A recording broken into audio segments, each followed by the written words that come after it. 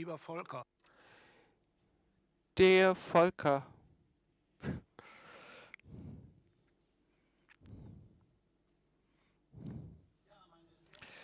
ladies and gentlemen, participants and guests here at the Allianz Forum at Pariser Platz in Berlin, and all of you who are digitally participating in our conference today and tomorrow. On behalf of the Stiftung Zukunft Berlin, I would like to welcome you to the Berlin Conference 2022, Co-Creating Europe from the Bottom Up. Strengthening Europe from the bottom up, developing it further and defending its value is currently more important than we had imagined until recently. While people committed to Europe may have had to deal with disinterest, European fatigue, or latent or open dissatisfaction, the European project is now under real threat, both from the outside but also from within. What Europe needs now is now more than ever motivation from the grassroots. Citizens need to become much more active than before, to get involved with their ideas, concepts, and questions. They must show that they are working from a European perspective. We must show that we are not prepared to let external violence or destruction activities to take away what has become our European home. We will not allow this to be destroyed because we know our future in peace depends on it. Today and tomorrow, our conference wants to contribute that this motivation is strengthened, and starting from here, from Paris Platz at the Brandenburg Gate, enhances its attractiveness. On the one hand, it is about the role of cities in which there is more potential for Europe than is perceived by a larger public. We want to strengthen this and discuss it. On the other hand, it is about culture, especially artists who can give Europe a soul, more than political programs, than economic success. They speak to the soul of people. And thirdly, it is in a very practical way about strengthening networking with a practical instrument, the Europe Bottom-Up platform, which we implemented this year and which we want to demonstrate and show here. Finally, the State of Europe speech will be held tomorrow by Werner Hoyer, President of the European Investment Bank. For us, at Stiftung Zukunft Berlin, this conference is the annual highlight of our commitment to Europe. This year's theme strikes at the soul of our foundation, because bottom-up is the essence of our work. Democracy needs citizens who share responsibility and thereby strengthening the representative institution. This is the mission and the goal of our work. This is how we get involved in Berlin and in the cooperation between Berlin, Brandenburg in the metropolitan region. And this is we do in and for Europe. Europe bottom up. This is the common spirit that unites cities and regions. And when this spirit is strengthened today and tomorrow, and we get a new motivation and take it home, then this conference has achieved its goal. I would like to thank the Allianz Forum to be able to hold this conference at this beautiful place. I thank Mrs. Michelle Schmitz for allowing us to be the guest here. Mrs. Schmitz has headed the Allianz SE Capital Representative Office here at the Allianz Forum since 2019. I would like to briefly introduce you and ask you to come onto this stage so that we can have a small discussion here.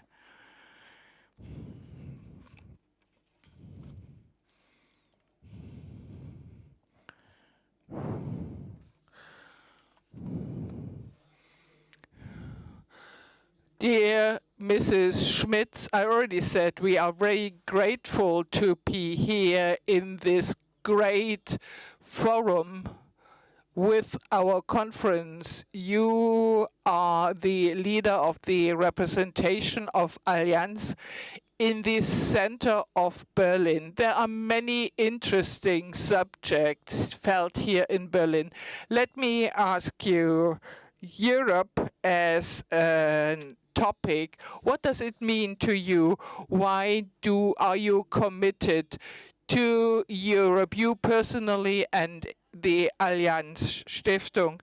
Well, a warm welcome also from me, and I'm very pleased to have you again this year here. I like this commitment and to say we need to experience Europe bottom up. This is the reason for our support.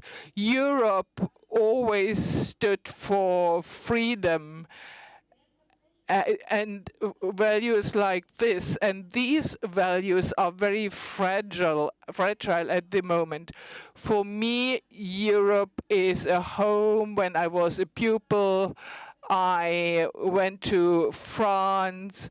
I was a backpacker all over Europe. So it's a kind of home to me, which we need preserve. And what does it mean for the Allianz Stiftung, for the Allianz and for the Europe Foundation? It means that we are deeply rooted in Europe and represented in many European countries. Europe is our home and our core market. In my day-to-day work, Europe is everywhere. I'm in a permanent exchange with colleagues from other European countries, especially colleagues from Rome and Paris. We discuss regulatory projects, but we also discuss the current political challenges and how countries deal with them. Well, a last question. Looking at the program of our conference this year, what are you looking for? What do you expect? What do you want us to achieve? Well, from last year, I still recall the reports from the cities and towns, from Lord Mayors and other representatives.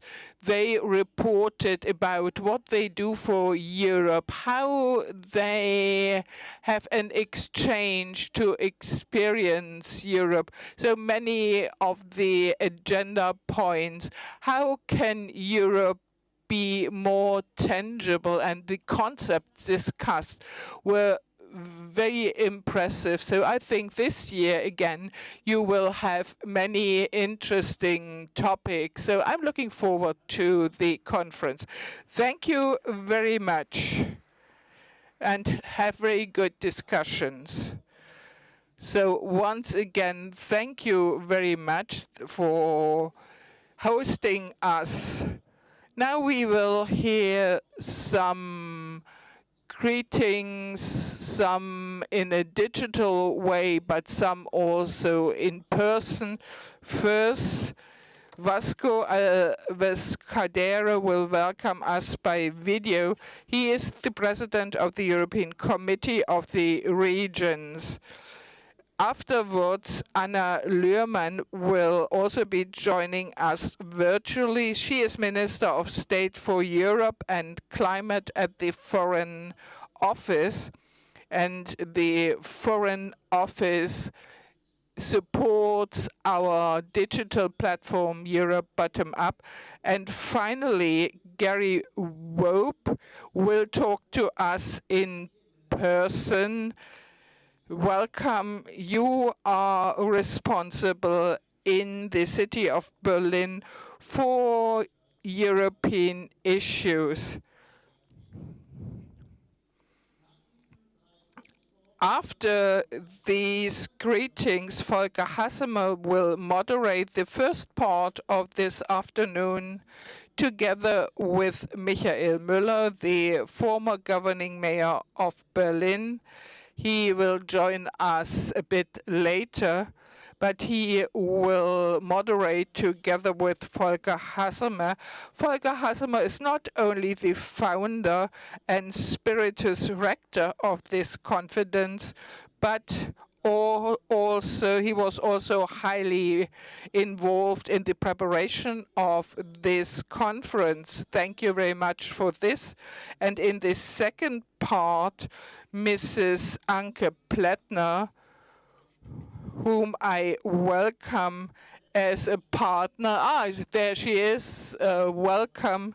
She will be the facilitator of the second part. She is partner of our project We Are Europe. So let's get started with the first video with Vasco Vescadero. A warm welcome to you. Thank you, dear friends, dear guests.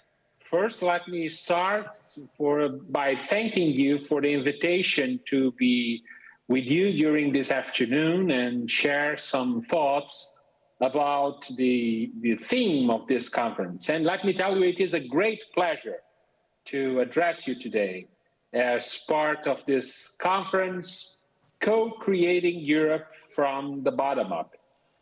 I wish I could be there with you in Berlin, but I am today in my home region. I'm in the middle of the Atlantic, in the Azores, and I believe this matches quite well with the focus of our discussions. Too often, when we talk about Europe, about its future, its challenges, people come up with grand plans, grand visions. But too often, also, they overlook where the future of Europe takes its roots. And I think the future of Europe takes its roots in its regions and cities. When I hear co-creating Europe from the bottom up as the topic of this conference, it echoes the very own philosophy of the European Committee of the Regions, which I have the honor to preside. Europe and the world are facing challenges of historical magnitude, tackling the climate and energy crisis, dealing with the consequences of Putin's invasion of Ukraine, addressing the rise of inequalities, strengthening our democratic contract, and even more. Answering to this crisis, local and regional authorities are often the first responders. Cities welcomed millions of refugees fleeing the atrocities of the war. Regions had to put in place measures to reduce energy consumption and protect local biodiversity. Cities had to organize their health services across borders in the midst of the COVID-19 crisis. Regions have organized disaster response following terrible floods and forest fires. Stories like these, coming from Poland, Finland, Spain, and many more, are the starting points of larger solutions to shape the future of Europe, starting from the level of government that is the closest and the most trusted by citizens, Europe's regions and cities. But as we talk about co-creation from the bottom up, we cannot limit the actions of local and regional authorities to be crisis managers only, or to simply be the implementer at the end of the decision line. If we want to ensure effective decisions rooted in citizens' realities, regions and cities need to be part of the entire story. This is what the Committee of the Regions stands for, making sure that the solutions we develop, the decisions we take to cope with our challenges will make sense in all territories, in all corners of Europe. Let me share with you 3 areas where the role of local and regional cities will be crucial to shape a better future for Europe. First, it comes to our deep solidarity with the Ukrainian people who face the worst. Preparing for the reconstruction of Ukraine must also be done with city-to-city and region-to-region partnerships. By doing so, we will be able to rebuild Ukraine in a more coherent, relevant, and participatory way. This is indeed the spirit of the European Alliance of Regions and Cities for the Reconstruction of Ukraine, which the Committee of the Regions launched with associations of regions and cities in Europe and in Ukraine. This was my message to the G7 conference, which took place in Berlin to prepare for the reconstruction, recovery, and modernization of Ukraine. Second, it is about cohesion. For decades, cohesion policy has contributed to narrow the territorial inequalities across our union by investing in the structural development of thousands of regions and cities. Now that the cohesion policy is often used as support to crisis management, for example, to deal with the COVID-19 pandemic, support the welcoming of refugees fleeing Ukraine, or now with the energy crisis, we should not lose sight of the long-term goals of cohesion policy. This is why the debate on the future of cohesion policy needs to start now for the post-2027 period, with all regional and local stakeholders around the table. Only an inclusive debate will ensure that we do no harm to cohesion, and it remains an essential pillar of European progress. Third and final, it is about democracy.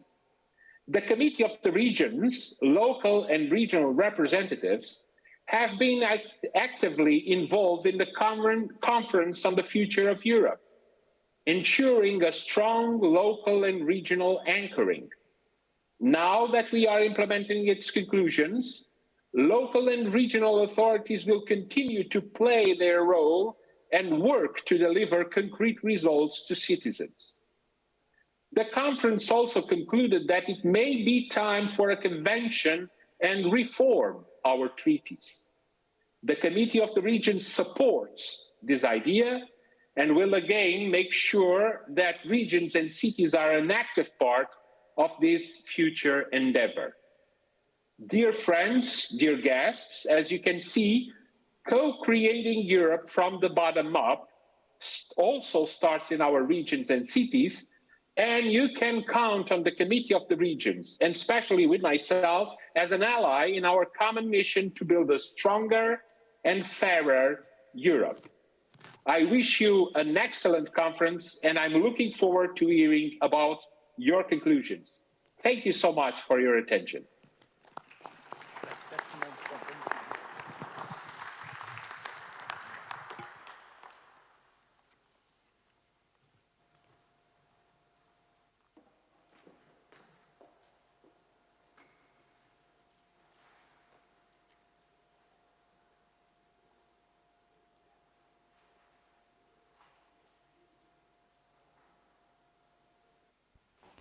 Meine Damen und Herren, wie kann das europäische Projekt bestehen? Wie kann es weiter gedeihen in diesen Zeiten der Krise und des Krieges?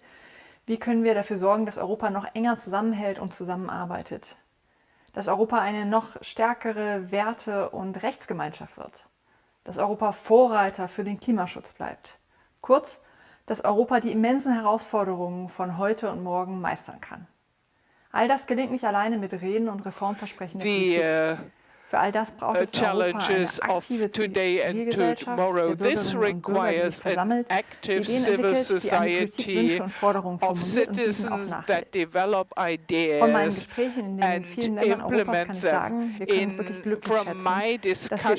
uns wirklich glücklich schätzen, dass wir überall auf unserem Kontinent auf engagierte Bürgerinnen und Bürger treffen, die nicht die Hände in den Schoß legen. Im Gegenteil, wir wollen die europäische Zukunft für sich und für die kommenden Generationen aktiv mitgestalten. Die aktive Gesellschaft der Europe, the active society, civil society we find in big cities like Berlin, but also in cities and regions. It is great that the Stiftung Zukunft Europa has created a platform to network citizens. Es ist wichtig, dass die Bürgerinnen und Bürger in der europäischen Politik noch stärker Gehör finden. To find and have a greater say in European politics. This requires also new formats of participation.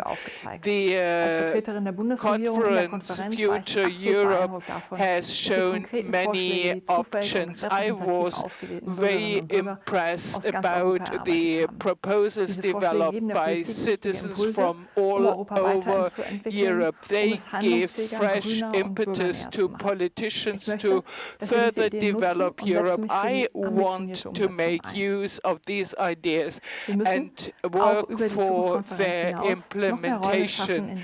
Going beyond this conference, we have to create more spaces where Europeans can have an exchange. They have to learn more about each other and get an insight what is discussed elsewhere. We want to get to a true public sphere by bringing together citizens across Europe. The Stiftung makes a very important contribution. This is very important. It is sad that a civil society is suppressed in many countries. Fortunately, this is not the case in Europe. Here, the civil society forms the backbone of our activities, and I'm confident that we will be able to make our common European project even stronger also in times of crisis.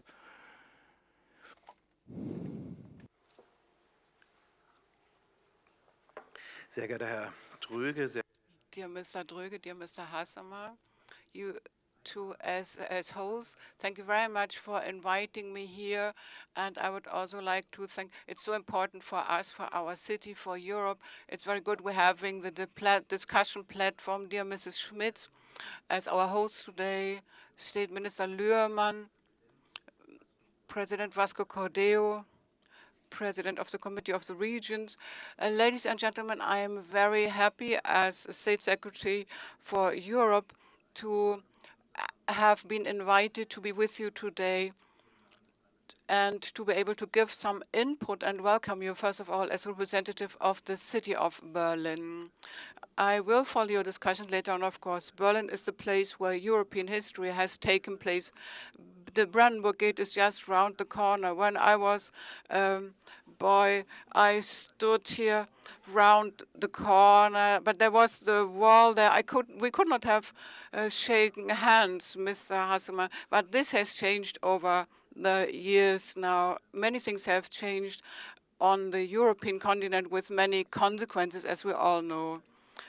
So we are now in the middle or near the end of a year where we can say that we have war in Europe again. It's not the first war following the Second World War, but this is a war which is very near to us. We also have a Russian community. We have a Ukrainian community in Berlin. We also have neighbors, Poland, who are very committed, had to do a lot and did a lot in order to help the refugees coming from Ukraine. And this is a different type of challenge, actually, when you come to think of it. But we in Berlin come in as well.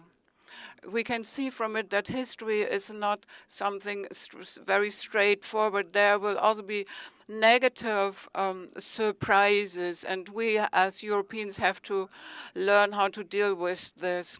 As I said, just a couple of meters from here, we have the Federal Parliament building, where you have the pictures when the Soviet army was winning over the dictator Hitler, and together with the Allied forces, the National Socialist dictatorship was overcome.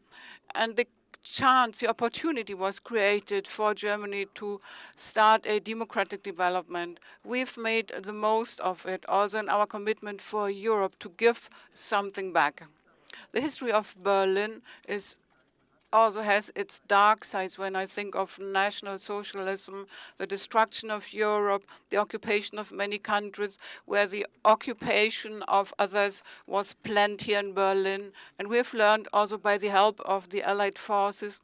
And after the wall came down, we got new opportunities in the reunified Germany to do something for European development, for a strong European Union, for a democratic European Union, for a European Union which can face up to the current challenges, but also has an impact in the world, like as the state minister has just said. Sharm el-Sheikh, you know, the initiatives that have come from Germany, they are very important there in the framework of the European Union as well, to fight climate change. I do not have to speak at great lengths about this. You all know how important it is. We want to strengthen democracy and the rule of law. We support this from Berlin, and we as the city of Berlin want to give something back. Solidarity, strength, for fighting for the values that are so dear to our hearts. It's worthwhile fighting for them, because the rule of law and democracy are not there for good, as we saw in the future, not only in states that are far away from us, but also in member states of the European Union. The rule of the law sometimes gets under pressure, and we need the commitment of the civil society, of the citizens, of democratic people, to stand up for these values and standards. Berlin is making an active contribution there at the formal level, because we also have a vote on the in the Federal Council, where we can contribute our position on topics that are related to the European Union. For instance, the draft rules. Of course, we position ourselves regarding climate change, digitization, which are the central challenges right now, but also the health union, which has become very much to the center with the corona pandemic, and where it was very important to say, how do we work together, how do we research together, how do we order the medication that is needed for the people, how do we prepare for such pandemic situations. I'm afraid this will not be the last pandemic situation we will have to deal with. So what can we learn then from the recent past? Currently, energy policy is another very important topic for all of us. We must not forget that we are forced now, but actually we were moving in this direction, but now we are forced to move down this direction even faster, even more persistently, to shift in our energy policy, a transformation. I represent Berlin with PAS in the Committee of the Regions, and only recently he was here, and Vasco Alves Cordeiro was here, and he could see for himself what projects we have here, and the topics have been dealt with. But then our focus always is on the interests of regions and cities, and Berlin is cooperating there. Berlin, as a capital, of course, is also a member of various networks. So when the Lord Mayors of the capitals of the European Union meet regularly, the most recent meeting in Prague, a very interesting exchange on how do cities and other capitals deal with the current challenges. We have some partnerships, twin cities. We speak a lot about the integration of migrants and refugees there, and also the cultural heritage. The library, for instance, as a third place where everybody can have access, a low threshold place where you can come for education, but it's also public space. And this is getting more and more important in cities, European cities. And this is what we find important to speak about these matters at the European level. And we're also active in Eurocities, which is the largest network of European cities. So the Alliance against misusing rental flats that are, so that we want everybody to be able to pay their rent and find a flat in the first place. So what rules are most important here? How can we get a proper social development which ensures every citizen to have a good home and access to a home? So we are in a broad exchange of information as a city. We contribute by transferring our knowledge as well. We are organizing such events together with other countries. We are organizing a representation of interest in order to address topics that are most important for cities so that the European Union can also take them into consideration. I must say that we have witnessed a very positive development here in recent years. Cities are now heard more in the European Union, and this is one of the results of the work of these networks that I've just mentioned, and all of the Committee of the Regions. So even though it seems a bit complicated, this system with different layers, but we as politicians, we as institutions, or you as foundations, I'm so grateful that you are preparing places where people can come and network. We have to think about how does this work? How can the citizens contribute their most important topics? How do we work with our citizens? The Conference on the Future of Europe was one important example for us. So we had a dialogue of citizens here, not only at the European level, but as well here in Berlin. We had 120 citizens which were brought together in all. So they were representing all boroughs, all walks of life. So we asked them about what they are interested in most. And actually, this group drafted 47 recommendations, what matters to them the most. We are now putting this on an online platform so we can continue to discuss these points in the future. And last but not least, speaking about the young generation, the year of youth within the European Union, we want to talk to young people and ask them, what do you think? What is the city of the future for you? How do you perceive participation? What can you imagine? What would you like to have? So we do this in very concrete terms so that the citizens also have the chance to influence all this. One more remark about the current situation. We are a big city, Therefore, we have facing a big challenge when it comes to refugees from the Ukraine. They come in large numbers to Poland, and they get a lot of solidarity there, but often they move on to the West, and we are the first address then for them. They come here to us in Berlin, and the civil society is very much committed. For many months now, we have seen this. We as a city are organizing these processes, and there will be more hardships for the city in the time to come, because then we have to organize education for the Ukrainian children coming here. And we also have the international situation, which means that the influx of migrants did not get less, but is now increasing. It's on the increase again, so we're having several challenges. We have the refugees from Ukraine, and we have those coming through the classical migration routes to Europe. I can say we are better prepared than we were in 2015, 2016 this time. Actually, we can say we will manage, but we have to be very committed. We have to work very hard. We have to find shelter. And in the city here, we have to work with many organizations of the civil society in order to facilitate their integration, because many people will live in Berlin, and those coming from Ukraine.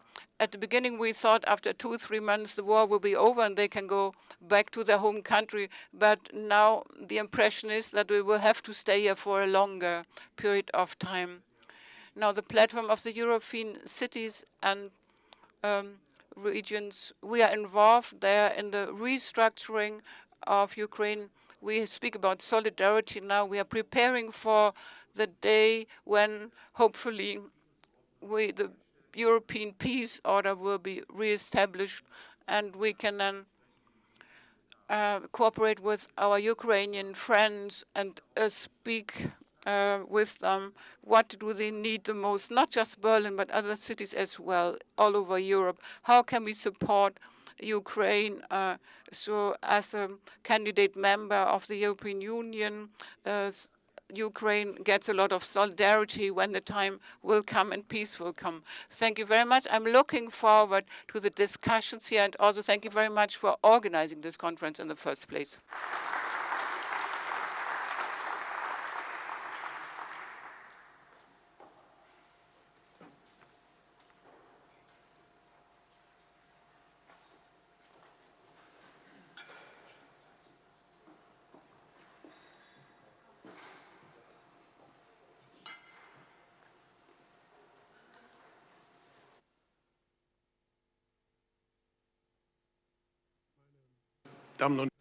Ladies and gentlemen, please come or please look up to this stage. There will be no more greetings today, but I would like to thank all those who sent their greetings, Mrs. Luhrmann for the Foreign Office, because together with the Foreign Office, we built the platform that is supposed to bring bottom-up initiatives together. And I'm always pleased about our good cooperation with the Committee of the Regions and the cooperation with the Land of Berlin. Well, you were promised 2 moderators. The second one claimed very courageously he could leave the session of his party group, and he still insists on this. But until he comes, you have to rely on me. My name is Volker Hassemer, and I'm very pleased about the 2 testimonials we have today. We will discuss what can cities do for Europe, not only as a contribution to their own city. their own region, but what they can do as a contribution to union, nobody else can do. And there are two towns, Frankfurt Oder, with a great project. And you, Mr. Zenker, in your town, that could open the eyes for strategies at a town bordering two European countries. Actually, we want to hear what you do, how this can help Europe. And let me start with you, Mr. Welke. What is at your doorstep and could be an impetus? Good afternoon, ladies and gentlemen. It's good to see some friendly faces. Thank you for the invitation. Actually, I was a bit late because I drove from the middle of Europe to the capital.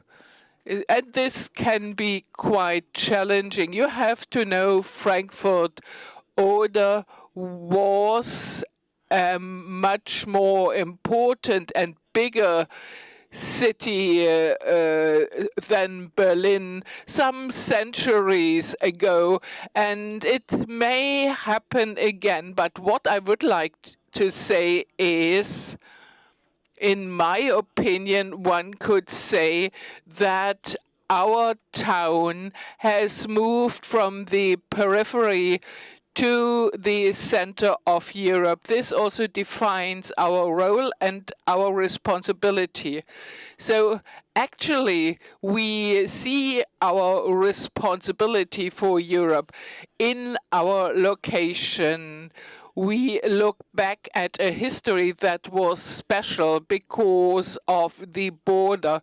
Frankfurt Oder, I know most of you have visited us, but the very few who have not, you have to see Frankfurt located directly at the Oder River, and on the other side there is Slubitze, the second half, and we are connected by a bridge, and we have developed a common urban space, city space, and this space is nothing that can be for granted.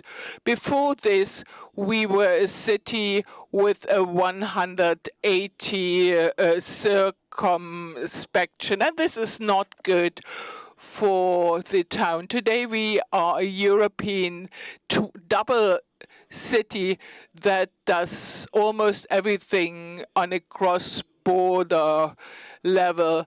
So I just had pupils today in a German-Polish class, and of course public transport is cross-border. All the city committees are cross-border, and we have a common district heat supply. This is probably the best we have achieved so far because it marks a turning point in German-Polish relations. Because of the population development, Frankfurt Oder has a power plant which hardly made sense to run it up during summer, while Slubitze has excess capacity. And now Slubitze supplies Frankfurt Oder in summer and vice versa. It's very important that a Polish town is now dependent on a Polish one and vice versa in an important issue, whether you have a warm apartment or not. So this required a lot And here we also see our obligation to make a contribution to Europe, to show Europe functions. Europe is valuable for people. It is good for people. This is our approach. But this requires one precondition, which counters many trends I see. Europe is a decision, the decision that Europe can only be a common path. It is the opposite to Germany first, Hungary first, Slubice first, or Frankfurt first. It is the counter model. It may be a strategy to say, I sort my relations on the basis of the biggest impact it has on me. It works once or twice, but at the end you will be rather lonely. This applies to Europe too. It requires the basic decision that in Europe things only happen when it is done together. We have made this decision. It's not always easy. We have also different ideas and interests, but we negotiate until we find a common position. And we want to send out this signal to Europe, to the world, to show that this creates the highest added value. Mr. Wilke, you didn't say anything to what I said in my introduction.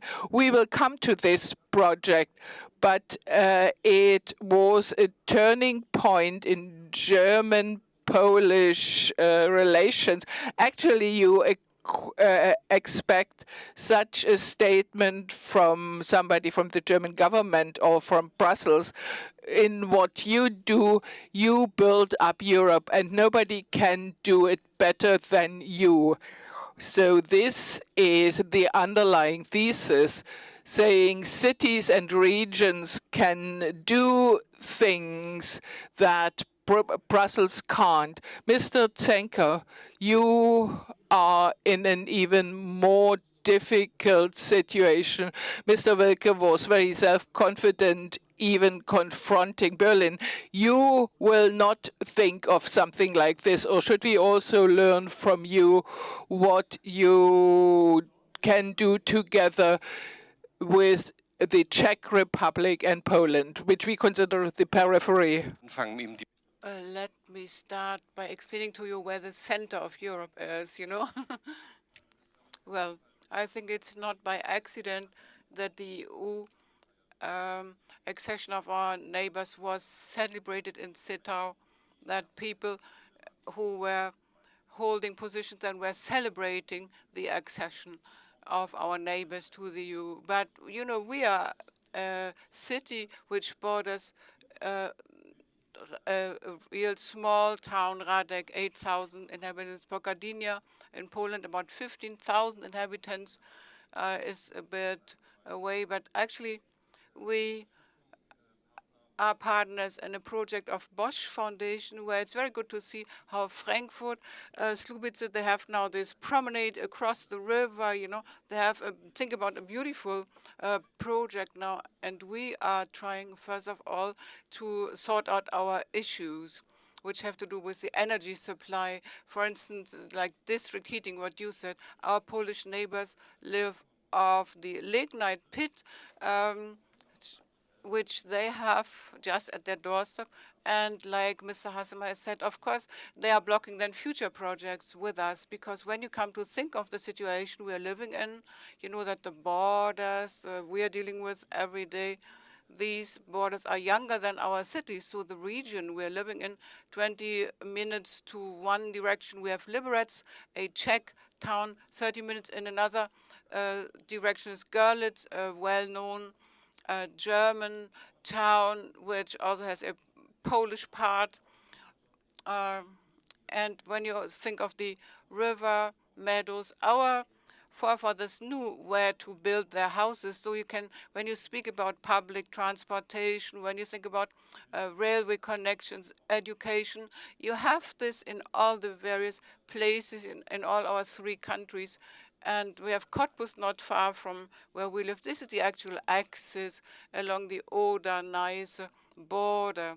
If we then say that this lignite mining must end one day, then the Europeans will be happy with us as well, because the neighboring region is not included in the regions. A clear strategic decision of the Polish central government against the will or wishes of the Polish region. We know how the situation has changed in Lusatia, where lignite mining has been stopped in Germany. So we know how to do it. We know how to change the structure of a region. And this is a real issue, actually. Conversion policy is a very important word here. We are getting it done, whereas this region is just moving towards this direction. Yes. Please give them a hand now. Thank you very much for now. Let me say this, in Frankfurt Oder, it's not far from Berlin, but for the foundation, for our project, We Are Europe, Zittau was a real discovery, not only because of the beautiful houses there, the stones, but because of what's going on there, what you are doing, how Europe is being shaped there. Mr. Ramirez, at the end, I will ask you whether or not you knew this before. You are a specialist for border regions, and it's not your turn now. I'm going to ask you later on for your contribution. It's really interesting when you come to think of what's happening in between, some say Eastern Europe or Central Europe, what's happening there along the borders. Mr. Fritz, you are interesting for us because we thought this is the cultural capital, capital of culture. Next year. Yeah. Timisoara will be the capital of culture next year. And then they walk around with a crown, but they do not try to work hard.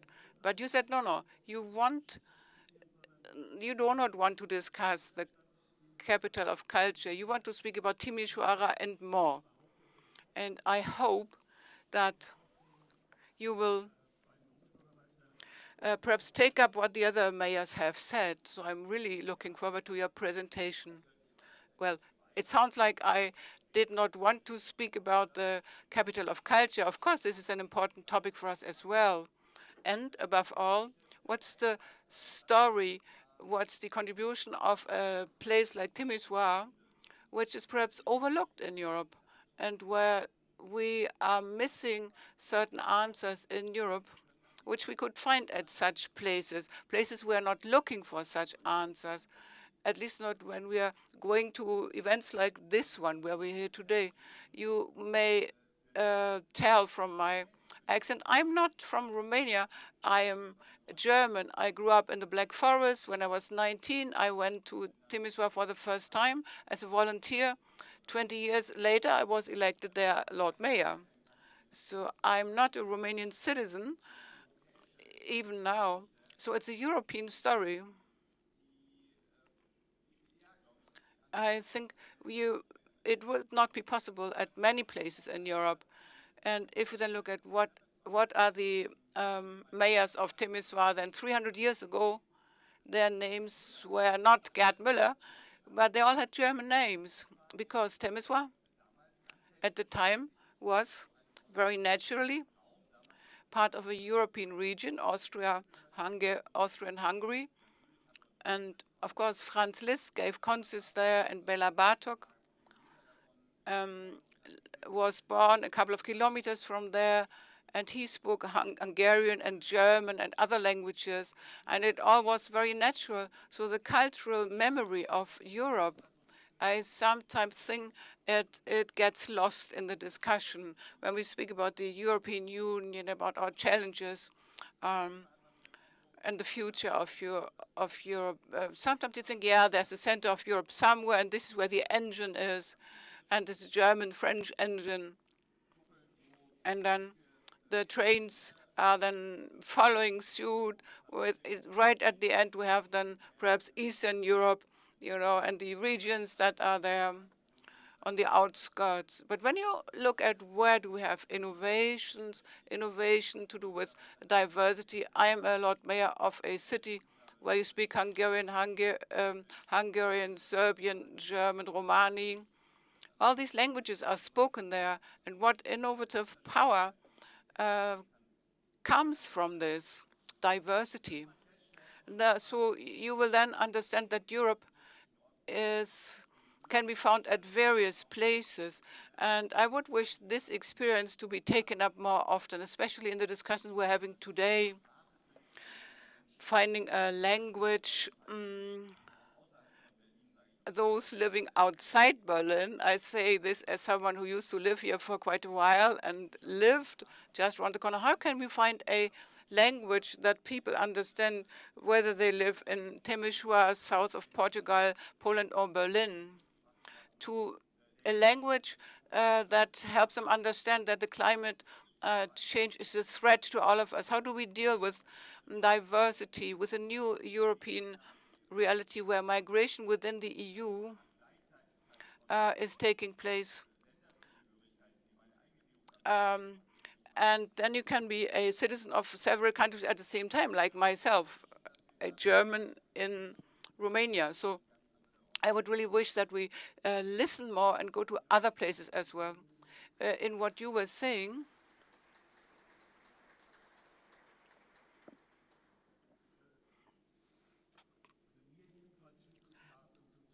I think you're quite modest, and when you speak to us, when we think of what you have built up, you should not say at the end, I wish this and that.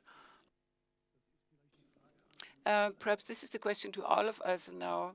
Something needs to be done so that what you can see here, and I can tell you, we have people here from a number of countries. If I ask all of them whether or not they knew before what we've just heard, absolutely most of them will say, I was not aware of it, I did not know it.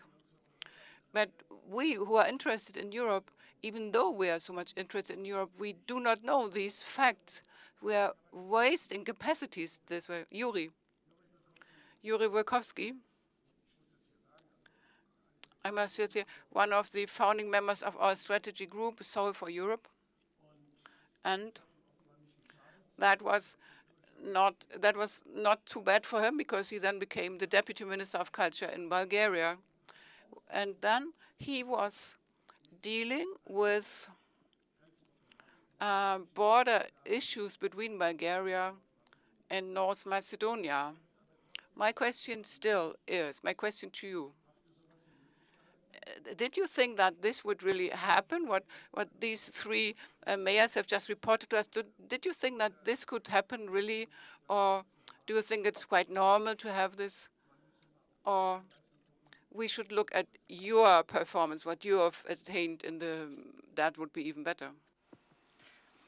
Yeah, it's not easy to comment on such a rich discussion. And it was interesting, there is this nice exchange of notes between the mayors of Franco, Tafoder, and Giteo about where is the center of Europe.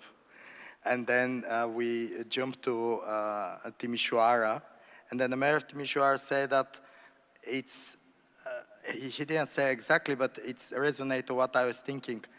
How we define when a city is a center of Europe. And it's probably when this city has some specific answers, yeah, which are important for Europe. Yeah, sorry, Volker, I'm not going to North Macedonia because I first want to comment on what they said. And I was listening very carefully the introductions, and then of the politicians on more European level, and then the mayors. And it was very interesting for me to see that both kind of politicians, they're talking about the challenges and about the solutions, but it seems to me that the mayors are much more focused on the solutions, on a very bottom line, and I'm very much like this. And then my question is, do we have on a local level and into the periphery in Bulgaria or in Romania or in the border regions a specific solutions that are important for the challenges we are facing? And then one more thing, we all agree that there are at least three major challenges that we are facing. It's the war in Ukraine, the climate crisis, the energy crisis, but I would like to add at least three more, maybe for a later discussion. One is the poverty, and coming from eastern part of the Eastern Europe, I have to say that I even prefer to talk about poverty, not about inequality. Let's say the things very, very clearly. And the second one is the disinformation. And the third one, which is very, very frightening, is the civic non-participation, the civic passivity, the civic disintegration. So I believe that if our cities has solutions to offer in that respect, then we will become the center of Europe. And then going back to what Volker Hassemer mentioned, I have the pleasure to be part of the Bulgarian government at the moment that we finally managed to find a solution of this blockage of the accession of the North Macedonia to European Union. It was a very hard process, and I remember a year ago I was being here on an informal conversation with Hans Pöttering, who said, you have to do something with this. You should not block Macedonia to European Union. And a year later, the doors are open. But it was a very painful process for both sides. One of the reasons the Bulgarian government to collapse was this decision. But one of the most interesting things for me was what was the role of culture in this process. And what I discovered that the culture is crucial, but in a long term. And then going back to the solutions and about the questions about the disinformation and local participation, it's exactly where we have to work in order to find sustainable solutions also for this kind of cross-border situations like those between Bulgaria and North Macedonia. Because so many years we've been under the attack of this Russian propaganda and disinformation concerning the relationship between Bulgaria and North Macedonia and about the lack of civic participation.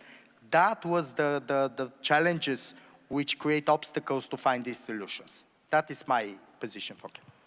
Vielen Dank, Juri. Thank you very much, Yuri. The next Berlin conference may take place in Extremadura, and this would be great. Miguel, where is Miguel? Oh, he is taking a photo of me. This is the wrong direction.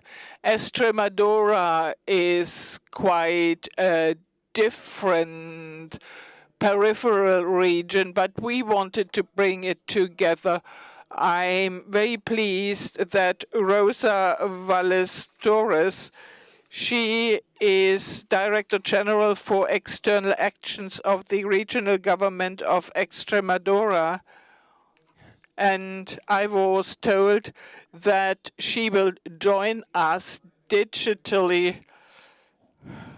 And I will speak slowly now. I expected you somewhere else. I can see you. Oh, that's nice. A warm welcome to this discussion.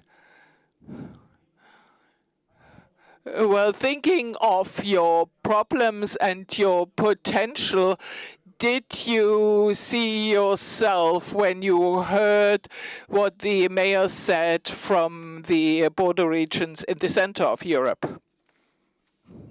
Thank you so much. First of all, thank you for the invitation. And I really apologize for not being able to be in Berlin today. And deeply grateful that the vision of cross-border region and territories, municipalities, peripheral regions, and small towns also is a priority at this conference.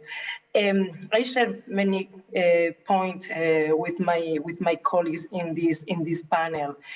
I think that is also important to share with you and with the audience my vision and our experience as cross-border region, but also as alternative member of the European Committee of the Region. That's why it's really a pleasure to share this panel with a colleague and also a friend, as is Martin Guillermo. We talk in many events, conference, meeting, that cross-border policy is the soul of the European project. And it's clear that we made Europe and that the Europe project is built from every corner of Europe. That's why the vision of its mayor from each corner of Europe or from each president of each region is really important. For people like me, for people like Extremadura region, we know that the best medicine to remove border is mutual understanding and is culture. And even like in the case of Extremadura and Portugal, we have a culture that are very similar.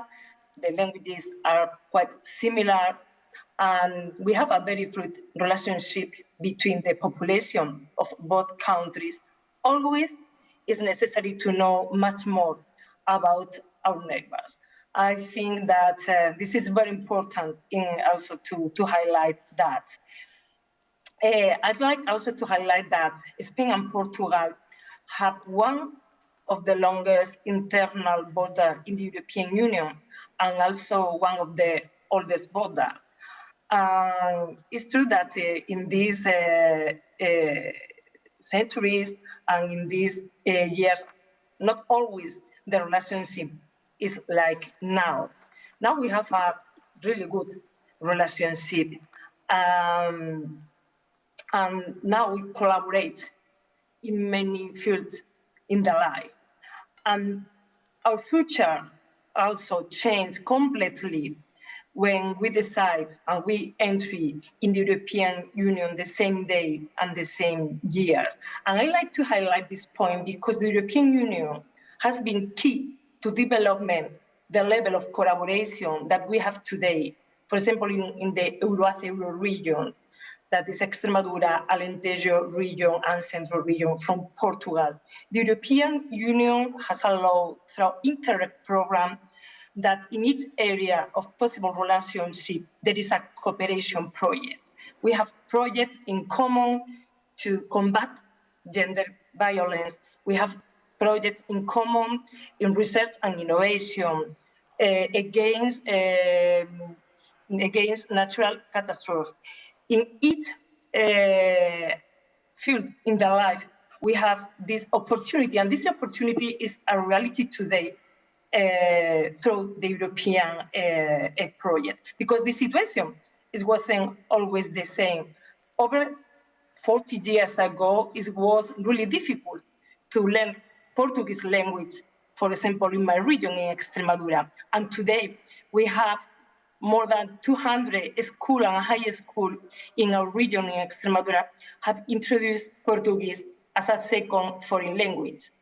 When we have to design the program, the activities about cultural festival in Extremadura or in Portugal, the Iberian vision is always included. That is possible thank you to Europe. Thank you, sorry. Danke Ihnen sehr. Wenn wir Ihnen zuhören und ja. When we're listening to you and think of the Extremadura, we're looking forward to having our next meeting perhaps with you. That would be great. But now, you are the specialist for the border regions. What we have heard so far is how important these regions are. You did not complain that they are not treating you well, but the regions have explained to us what they want to do. You have many years of experience in working for border regions and with border regions. Why are we not succeeding in contributing this potential to the current work in Europe? I wish I had the answer, but I do not have a 100% answer, but I can answer some of it.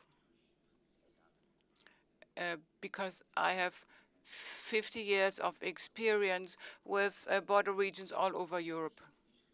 But when I hear today from the mayor of Timisoara, I got very emotional because I think this is the future. If this is happening, I'm really happy about it. I went to Timisoara a month ago because our General Assembly took place in Vojvodina. And then some of the Committee of the Regions, we visited Timisoara on a Sunday. We visited the county council there. It was great to see what's going on there. You can understand the whole city. It's special that you have a German there as a mayor, but could be a Spaniard, could be a Bulgarian. Why not? You know, there are nations in Europe that are the center of Europe. And these places very often are border regions. So far, we say border crossing regions. They are border crossing territories, we call them. I would like to switch to English now because then it's much easier for me and then it's also better for you, perhaps. It is the experience of 50 years of European border regions who started along the Rhine River because it was not possible to do it in other parts of Germany at that time, but it happened after '89.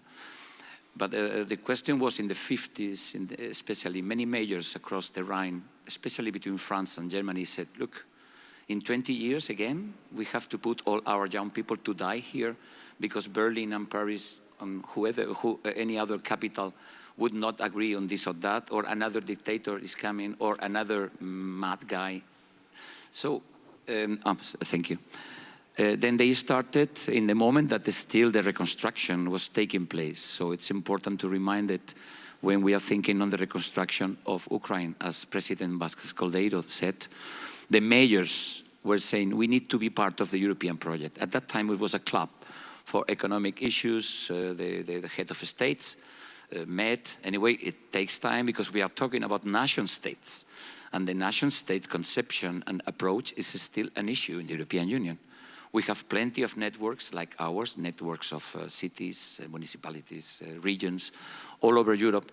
But the last word is the Council, and the Council is the member states. We only found something, we have a submarine there, which is Luxembourg. We always say that Luxembourg is a border region, but sitting in the Council. And they behave like that, because in Luxembourg, if you move a little bit, you get out of the country. And they are receiving thousands of workers every day that they work in Luxembourg and they live in another country, France, Germany, Belgium.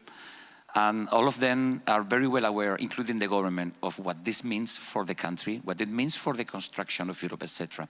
So when I listen to other mayors, I know there is a variety of situations in Europe, but the minimum common denominator is that the citizens and the representatives in border regions, in particular the mayors, they are building up something really from the bottom, which is it's a guarantee for the European construction. So in Viadrina, for instance, Euro-region Viadrina, where Slubice and Frankfurt Ordet are, is one of the centers of production of knowledge about cross-border cooperation in Europe for a long time. This university is one of the few really producing. In Region Neisse, where Zittau is based, we have a triple border with a lot of interactions. We are learning a lot with the challenges of the Turo mine and things like that. In the KMT Euro region, where you have Hungarian, Serbian, and Romanian counties, even we have members of the EU, non-members, new members. So with all of them, we try to build together something different to the normal, or let's say the typical or mainstreaming messages coming from Brussels. And this is the voice, I'm finishing with this. And we should not forget that when we are talking about border regions and citizens, we are talking about 1/3 of European population, almost more than 1/3 of European GDP. But they are in small villages mostly, not in the big ones. Ja, genau, das ist, Sie haben die Aufgabe formuliert. Exactly, you have formulated now the task that we haven't once we are speaking about it. The task that we can take home from this meeting. We have one more message waiting for us. Mrs. Cavazzini, she wanted to speak to us. She sent us a video message. She is from Saxony. She's a very committed person, an MEP. So can we perhaps watch the video message with Anna Cavazzini? I do not know where to look at. The technician could perhaps play this video message now. I would like to be there and talk to you. I would really prefer this and speak about the potentials and challenges of the German border regions and the European context and discuss with you directly. However, I can send you a video message now, and I'm very happy that you have organized the conference in the first place, and I can participate now digitally. The European border regions, especially with our Eastern European neighbors, Czech Republic and Poland, can make a very important contribution to the integration in Europe. Their situation in the center of Europe, in Brandenburg, Saxony, they have a special role, therefore, because they can be the mediators between Central and Eastern Europe and the west of Europe. So they deserve much more attention. At the same time, we know that especially in Eastern Germany, the relations to the EU probably are not always easy. That is, not every single citizen is super enthusiastic about the European Union.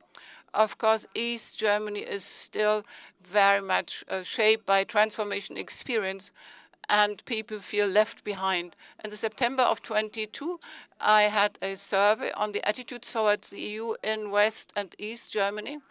And actually, there were differences. The people in East Germany see the EU and integration processes a bit more reluctant, a bit more critical than people in the West. But nevertheless, there's a good reason for confidence, because most East Germans see more advantages in the EU than without it. So you can see they want a lot of cooperation, more cooperation, especially when it comes in migration, climate, and foreign policy. And I think this potential is what we need to draw on. I speak here for the European Union. It is very important for us that Europe becomes tangible for the people, because many understand the European Union is intransparent, but this is not true. You know, people need to experience firsthand what Europe means, and you can do this best in a border region. So you can learn each other's language. For instance, I can tell you here, I learned to speak Czech. It's not really easy, but then again, you need public transport across the borders, educational institutions, intercultural events, and also energy supply and critical infrastructure. I see a lot of potential there. In addition to these potentials, however, we also have challenges in the border region, and this has to be said as well. So bureaucracy, that is administration, and also the projects, they do not lack political will or creativity, but it's more regulatory conditions. Therefore, politicians need to create the basic conditions, especially in the border regions. Only a European solution makes sense. This is plain to see for everyone.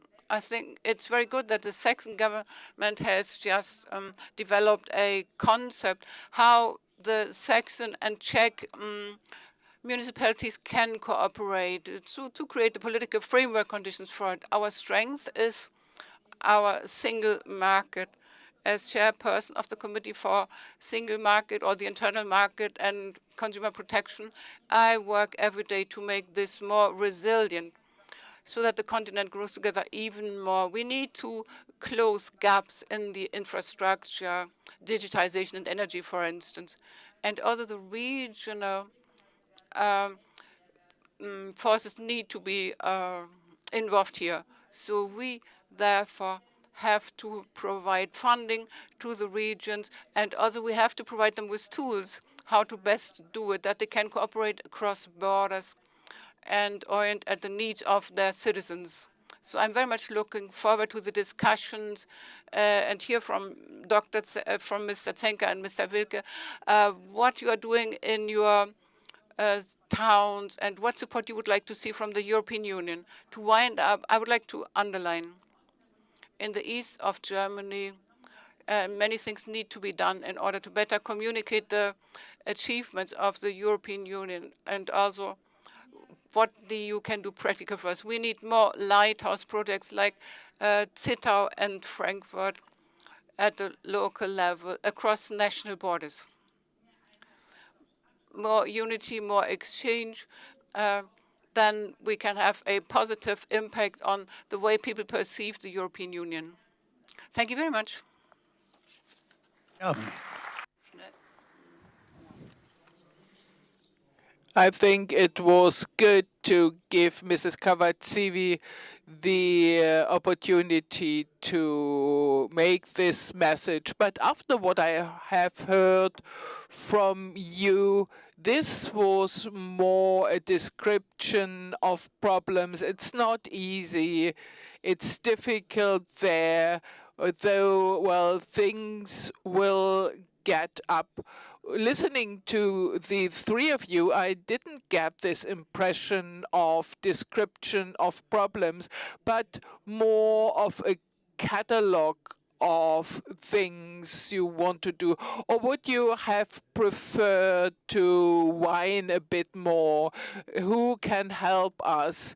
Mr. Zenker said in between, well, you can expect this when Mrs. Cavazzini spoke about the cooperation between municipalities, because he has a very solidarity mind.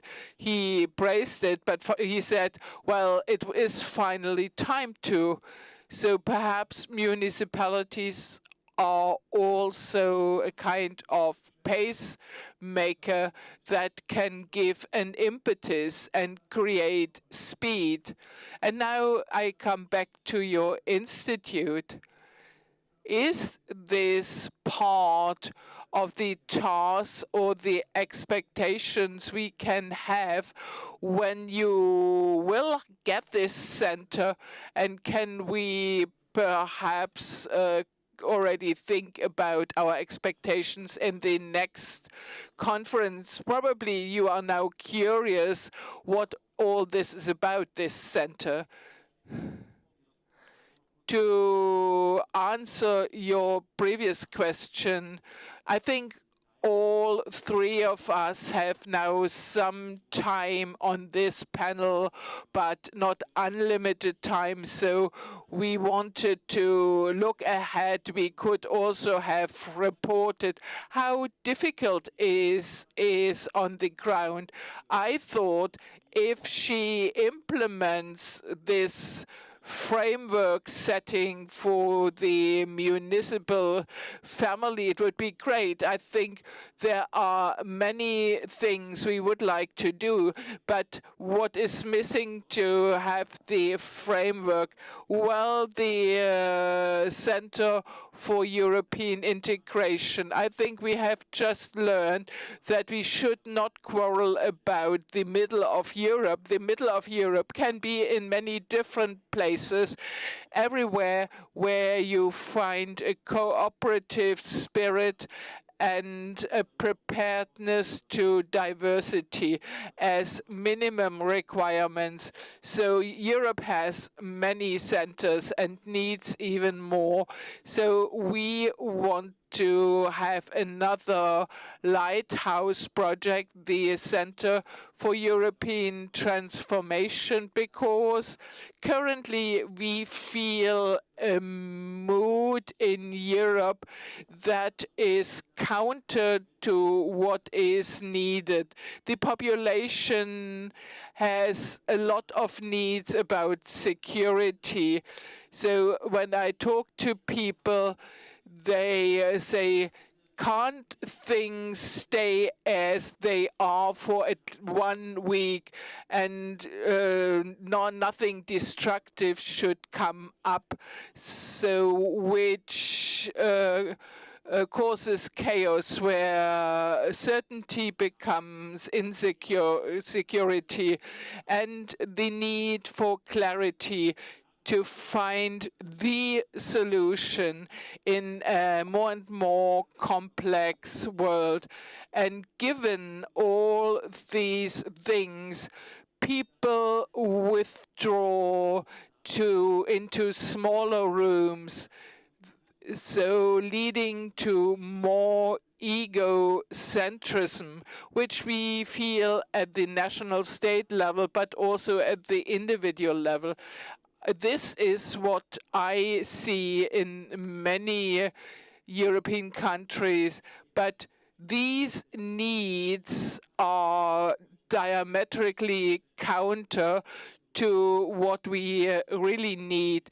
We actually should be innovative, look for new solutions to go forward instead of clarity and finding the one answer. Actually, we should together seek for answers, and we should understand that there is not the answer, and it requires cooperative spirit rather than isolating oneself. And this Center for the Future we want to get to Frankfurt Oder is supposed to be a location where we use the skills we acquired during the transformation in Eastern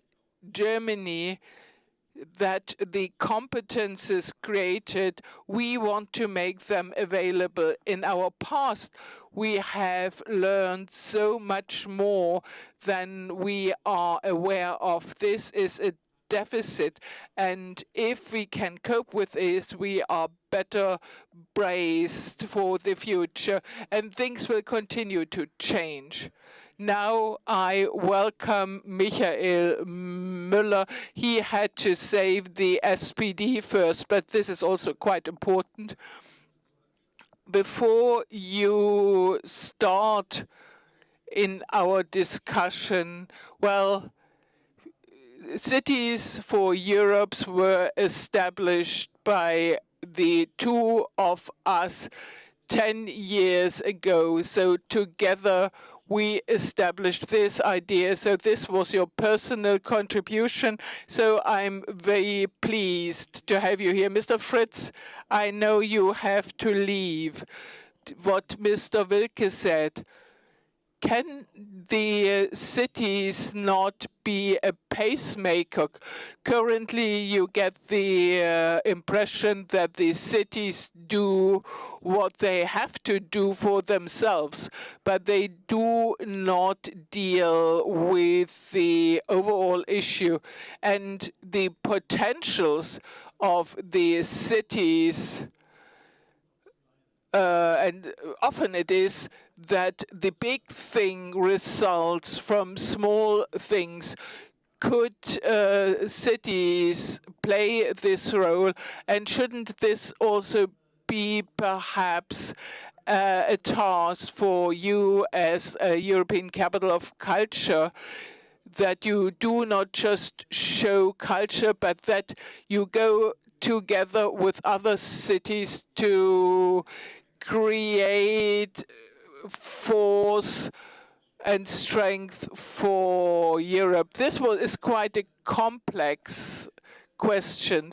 I do believe that the cities have a major advantage, and also we mayors are not afraid of really doing the big things, but often small things get us ahead. This doesn't mean that we cannot work on big solutions, but the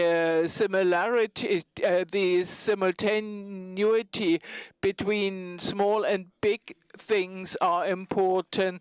So in a problem neighborhood with many Roma children who drop out of school, actually it was a nice historical neighborhood, but now it's a bit dilapidated. So we just created a football pitch there for football matches with hipsters from the city again, playing against the Roma kids and representatives of German IT companies against city councillors. This is a small thing. It will not change Europe, but it is part of a development process that we tackle without any fear. And to be without fear is quite a good motto during these fearful times. And we also have big projects to transform our energy supply, our public transport, and to convert our fleet to e-trams and lorries with European funds. And here I really want to praise the EU and the complex solidarity. I always tell this to my citizens. We were awarded a contract recently to buy more than 20 new trams, and it requires a lot of funds, which we could not afford from our own budget. And I always say this, well, this money doesn't come out of the blue, but a nurse from Zittau generated it, or somebody from the waste disposal worked for it, that help us to get a better public transport, though that people use their cars not so often, and unfortunately the number of cars goes up in my city. But this investment then flows also back to Europe. And what we in Romania provide in terms of carers to Germany and Austria is a different issue. So I think small but also big investments can make this Europe tangible if explained in the right way. And I'm very pleased that next year we will tell the European story to all of Europe, and I invite all of you to come to my city next year. Thank you, Mr. Fritz. Well, we allow you now to leave us. I'm still waiting for who asks for the leave to speak. Mr. Zenker, let me just repeat one sentence. To make Europe tangible in the border regions, so you can feel there what benefit Europe provides you. Is it an illusion to say to make border regions tangible in Europe so that you do not advertise the things Europe does for the border regions, but that the border regions get a place. And this goes also to you, Mr. Ramirez. How do you make these cross-border regions feasible with their performance in Europe? Would you wish this, or are you satisfied that they are more tangible in Europe? Sometimes that would be quite good, actually. So one of my favorite stories, I hope it can convey what I want to say here. Mr. Ramirez said at many places there are ideas, the mayors, the town administration, they have good ideas, but then it ends when the national authority comes in. In Germany, we have legislators, then we have different tax systems, planning, tax. These things end when there's a border. And my favorite story has something different, actually, because we have now state contracts between firefighting or first responders, things that are very important for the security in the region. So before we had this state contract, my Czech colleague got the orders. There was a house on fire in Zittau. It was before Schengen. They just illegally moved into Germany to extinguish the fire there. And that describes very well what a border region is. You know that you live together, and there are many tasks, actually. And I have also said we have planning law in Germany. So when Mrs. Cavazzini spoke about the Czech concept that Saxony has developed, I said it's high time, because actually many development rooms, according to the Saxon laws, but also the regional plans, end at a line which is not reality. So the national borders that were set in most cases arbitrarily and along the Polish-Czech border, because of the end of the war, so to speak, a development axis ends which should not end there. The people show you can do differently. People want things to be differently, but our national legislation, they do not allow this to happen. Therefore, border regions, you need to see them. One more example, we have the Euronice the ticket you buy, and you can use it in 3 regions. You all know that does not work together. Try to travel through 3 countries on the same price. So the 3 sides have to agree. We are prepared to face the risk. So we do not need the income from this ticket sale. We want this money for the whole region. So actually we want to have a 3-day ticket so that a tourist can come and see the entire region as one, even though unfortunately it's 3 different countries. Next. I want to ask a question. Are there not cross-border European projects where there's more cooperation? Yes, I really enjoy answering this question because I've been dealing with it for 7 years now into my tenure. This is a target, yeah, but then you need the higher instance, which some cities do not need when you need the go from your free state authorities. And we heard before from Extremadura that the projects help, of course, Interreg projects, but you know that the ministries, when it comes to the decisions, then ministries also come in. So we've done the first step, planning. We wanted to have an agglomeration with Zittau, but then the Saxony Ministry of the Interior said no. So we call it ADIC now, which is an abbreviation which they do not object against. Mr. Senker, you are not so happy, it seems to me. Can you tell me what can be done that is better? Because the goodwill is there. Mr. Müller as an MP, the German parliament, they are sitting together there in the Reichstag, and they are trying to do the best, you know. How can we get to it? that the experience and the knowledge that you have, that it can be passed on to the people who take such decisions.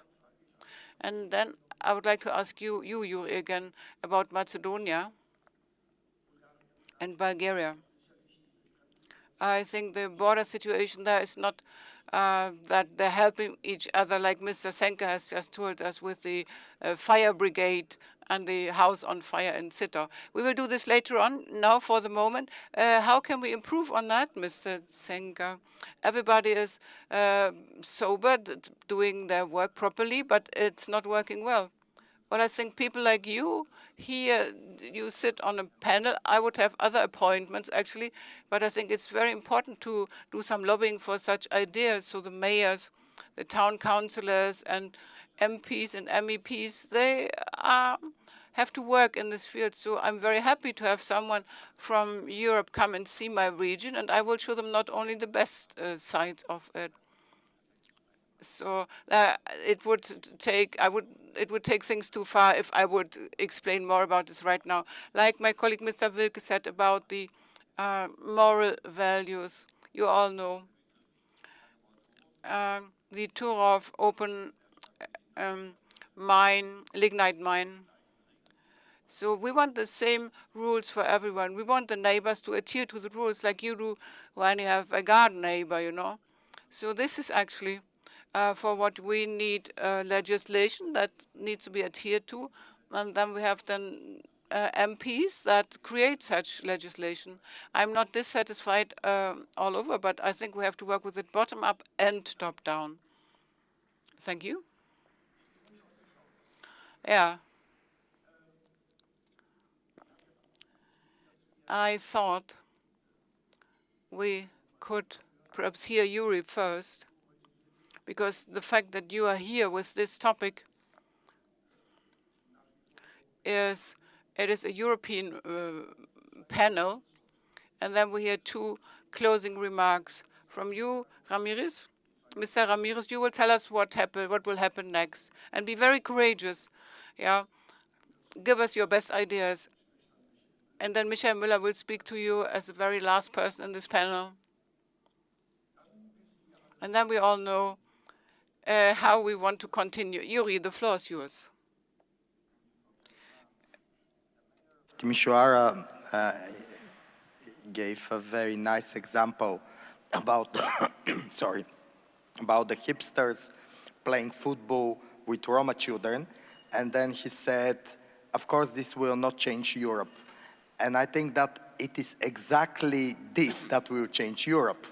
Yeah, of course, together with the economic development and many other things, but it's so important to focus on things which create memories, which create common heritage, because, I mean, football is a heritage, right? It's part of that create a sense of community. And that, when we talk about the relations between Bulgaria and North Macedonia, we have to, it's really hard to explain it, but it's all about heritage, identity, and culture. And because of this, it's very hard to solve. But it could not be solved in a fast way, because I've mentioned before, but I need to repeat it. There is so many years of propaganda and disinformation which try to create borders, information and cultural borders, that we need to create this exchange through initiatives like this, but also through different kinds of cultural exchange.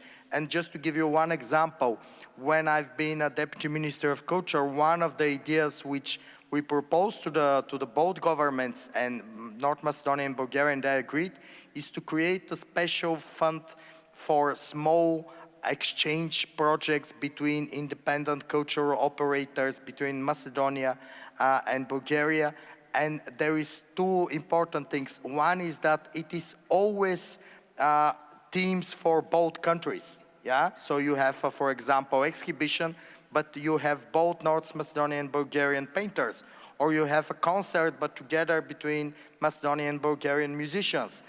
And the other important thing is that you make performances on the both part of the border.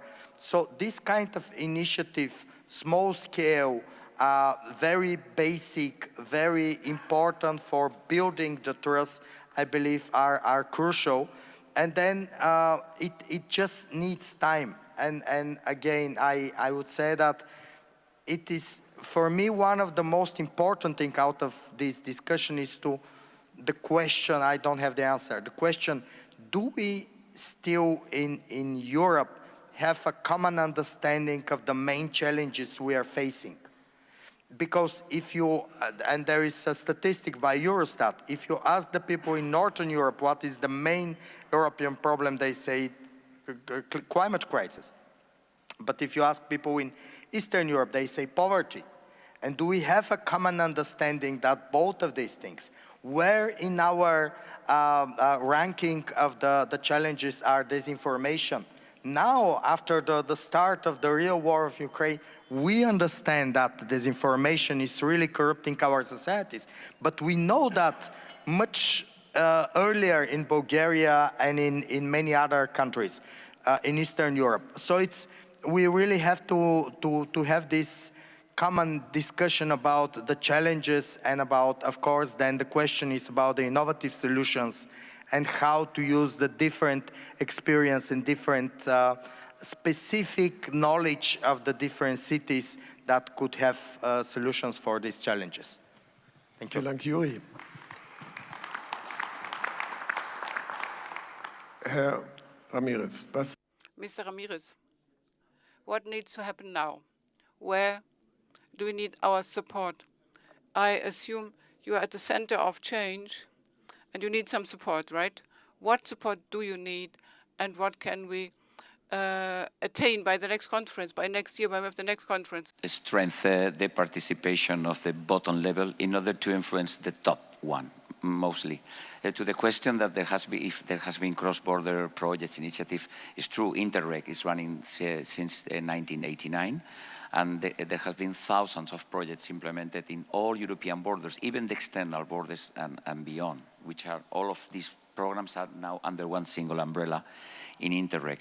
We are now, we could say, even in the fourth generation of this type of projects. And the question is that it's becoming more sophisticated, that there are two major issues. The first of all, in order to do really sophisticated cross-border cooperation involving the economic structure of both sides of the border and cross-border public services, we need to start with something very simple but very difficult, is to trust the neighbor. And this is only through cross-border culture cooperation, languages cooperation, knowing what the neighbor, trusting the neighbor, then I can put my public money also in their hands to implement something.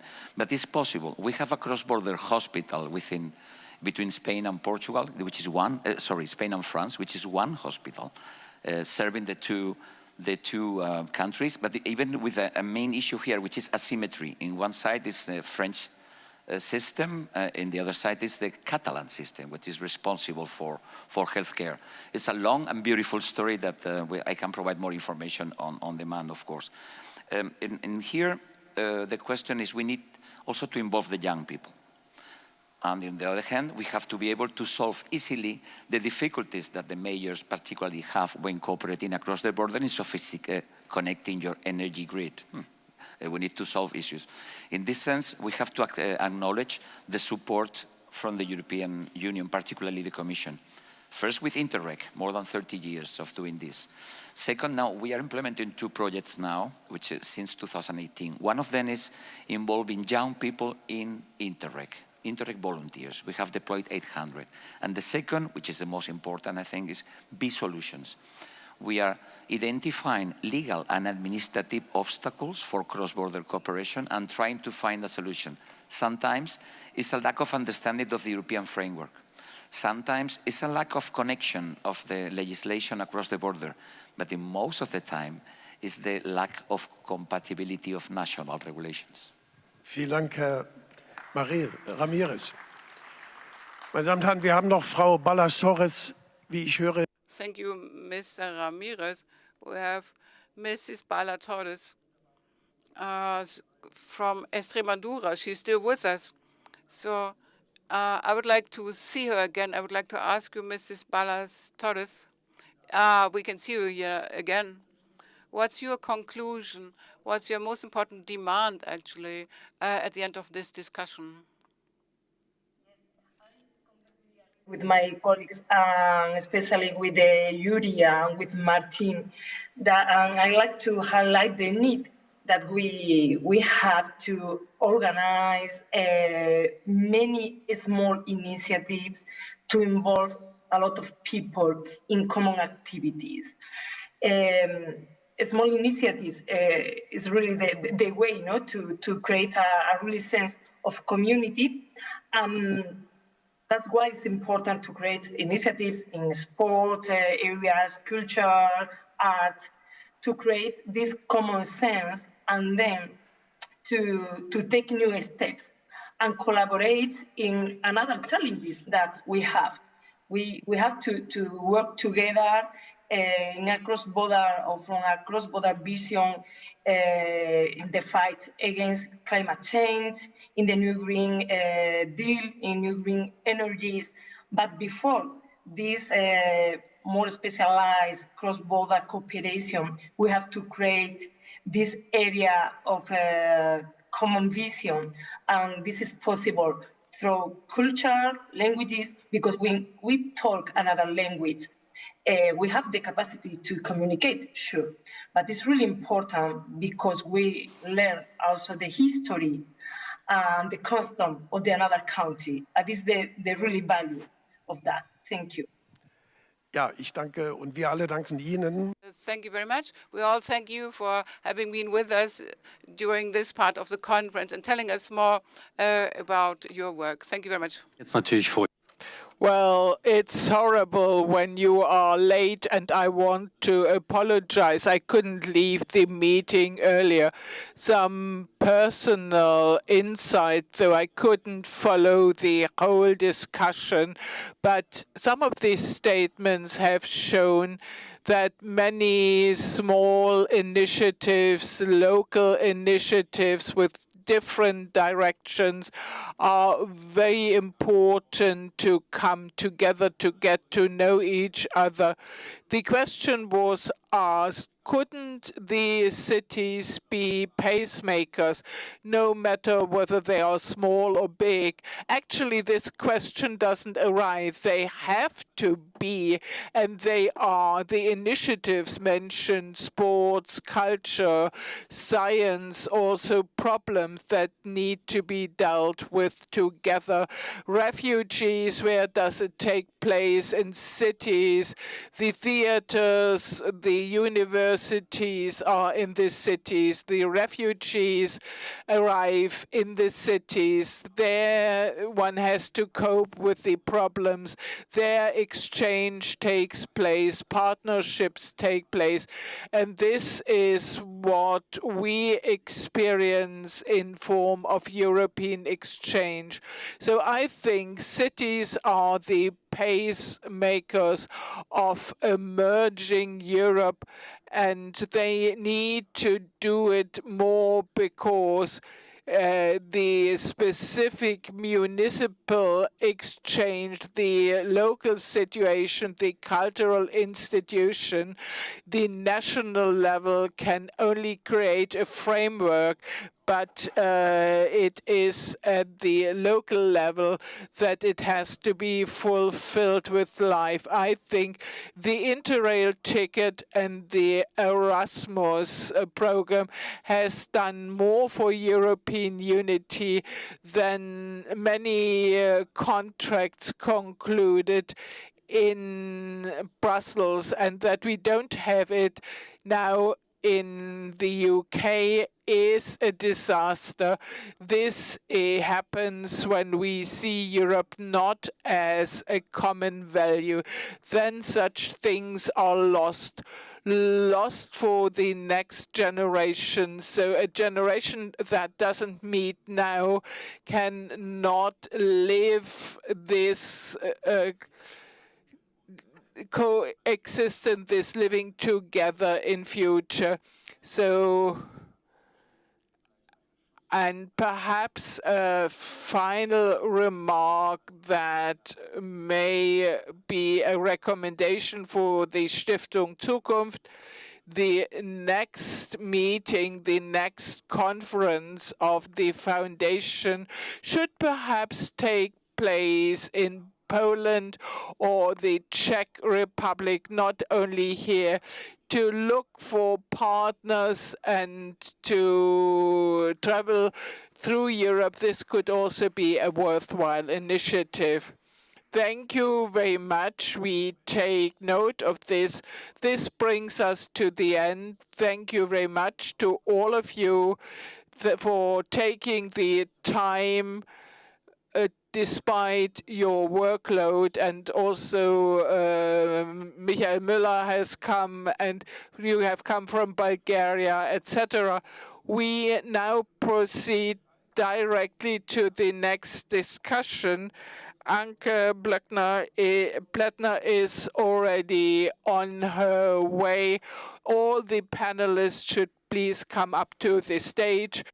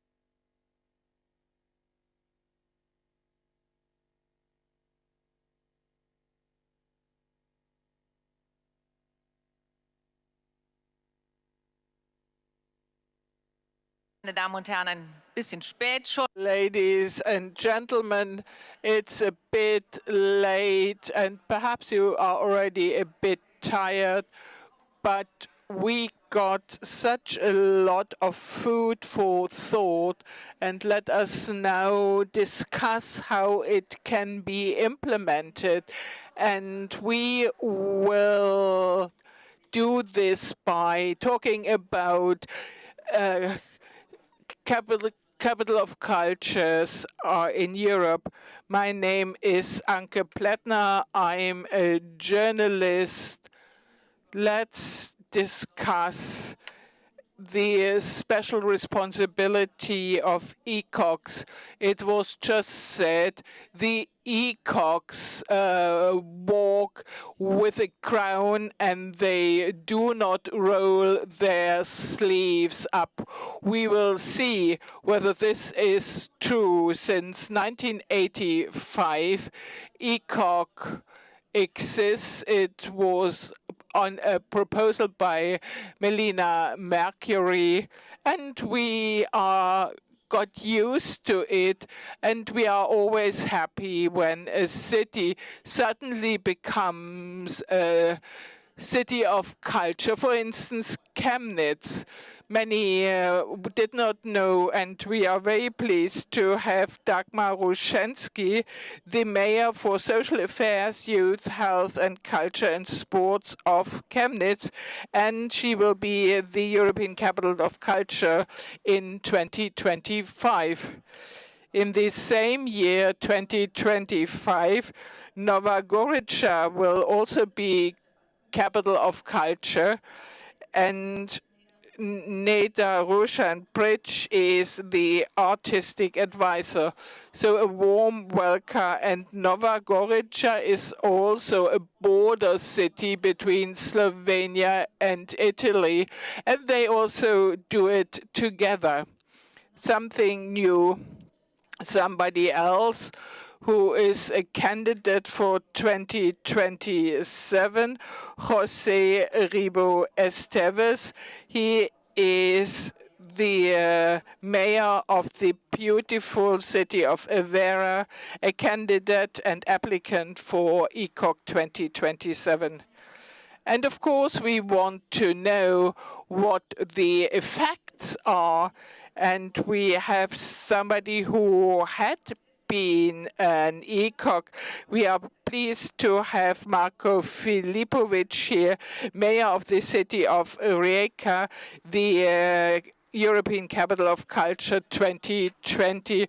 Actually, we had also intended to look at Krakow, but the train from Krakow is late, so currently we have to do without the representative because Krakow was also ECOC. And we also have two other gentlemen joining us virtually. Ulrich Fuchs, he is the program director Marseille Provence, ECOC 2013. He was also program director in Linz 2009, and currently he is responsible. He is part of the commission that selects the ECOCs. Well, I'm no longer a member of the jury. I used to work in the jury for 5 years. And I also welcome Hannes Heide, member of the European Parliament for the Austrian Social Democrats. He was the mayor of Bad Ischl, and they won the title for 2024. Well, yes, your data are correct, and greetings from Brussels. Unfortunately, not from Bad Ischl. Mrs. Ruszczynski, when you heard that Chemnitz will become European Capital of Culture, were you frightened or did you wait for it? When I heard that Chemnitz will become a culture capital, I worked in Berlin in a federal agency. So this decision, I have known Chemnitz before for 15 years when I was a journalist. And the decision for Chemnitz to become ECOC 2025, it made me applying for the job there and going back to Chemnitz. I wanted to become the mayor there because I was convinced this city has done so many things. They really deserve it. And they will work hard, and we are doing it right now. We are working really very hard, if I can tell you that. What do you want to reach then, actually?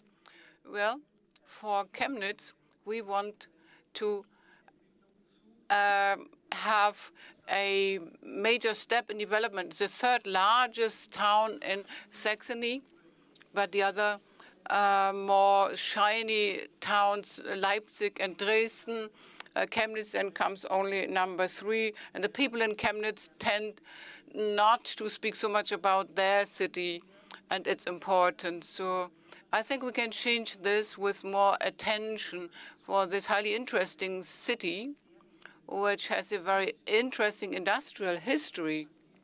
And after the German reunification, it has really drawn on this history. And this is also the slogan of our application, C for Chemnitz, or see, look, see the so far unseen. We say see the unseen. So see Chemnitz, which has not been so much before. So, and we think that for the citizens of Chemnitz, they will also develop personally, individually, by learning more about European twin cities. We had a lot of exchange with our Nova Gorica and Gorizia, our 2 twin cities. And there are now, there's more attention coming from Europe for Chemnitz. And in this city, we follow this with a lot of interest, and people are very much committed. There's a lot of work for us to do, but there's also some time left, actually, even though sometimes we think we need to speed up. Where do you feel a responsibility that you say, we then show what Europe can do, like we heard before, especially in the east of Germany and Saxony? Many are critical towards Europe. Their skepticism towards the EU. Actually, you find this when you meet people in the street, and this is most important, actually. So people have to meet face to face. In a city, we have internet. We have city networks where people meet across borders and find out about themselves, and then they often find in their cities they have similar problems to deal with, and jointly it will be easier to solve such problems. Where would you say, Nova Gorica and Chemnitz, where would you say you feel connected as European cities?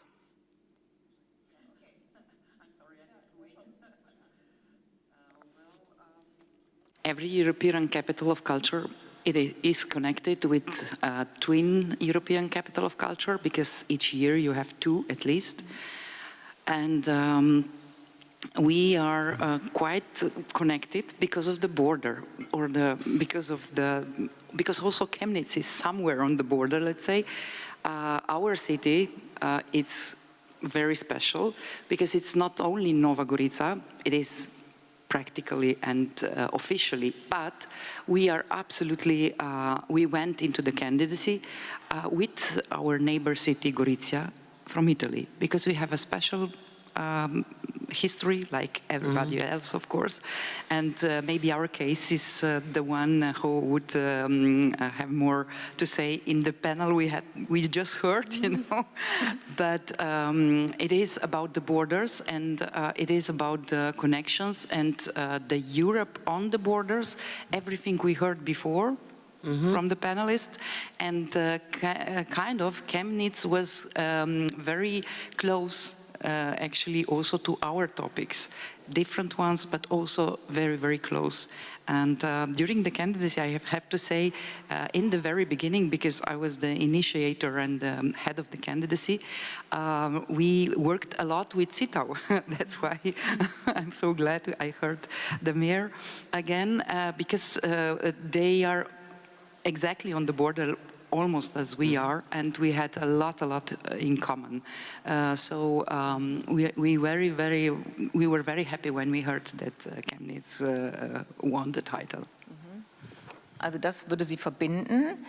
Trotzdem aber noch. So this is what you would have in common, I understand. So where would you say in Chemnitz, you say you have to do some advertising for the European Union? Well, actually, perhaps you have to be more concrete with the European idea. You know, you do not have to advertise for it, but people have to meet more often.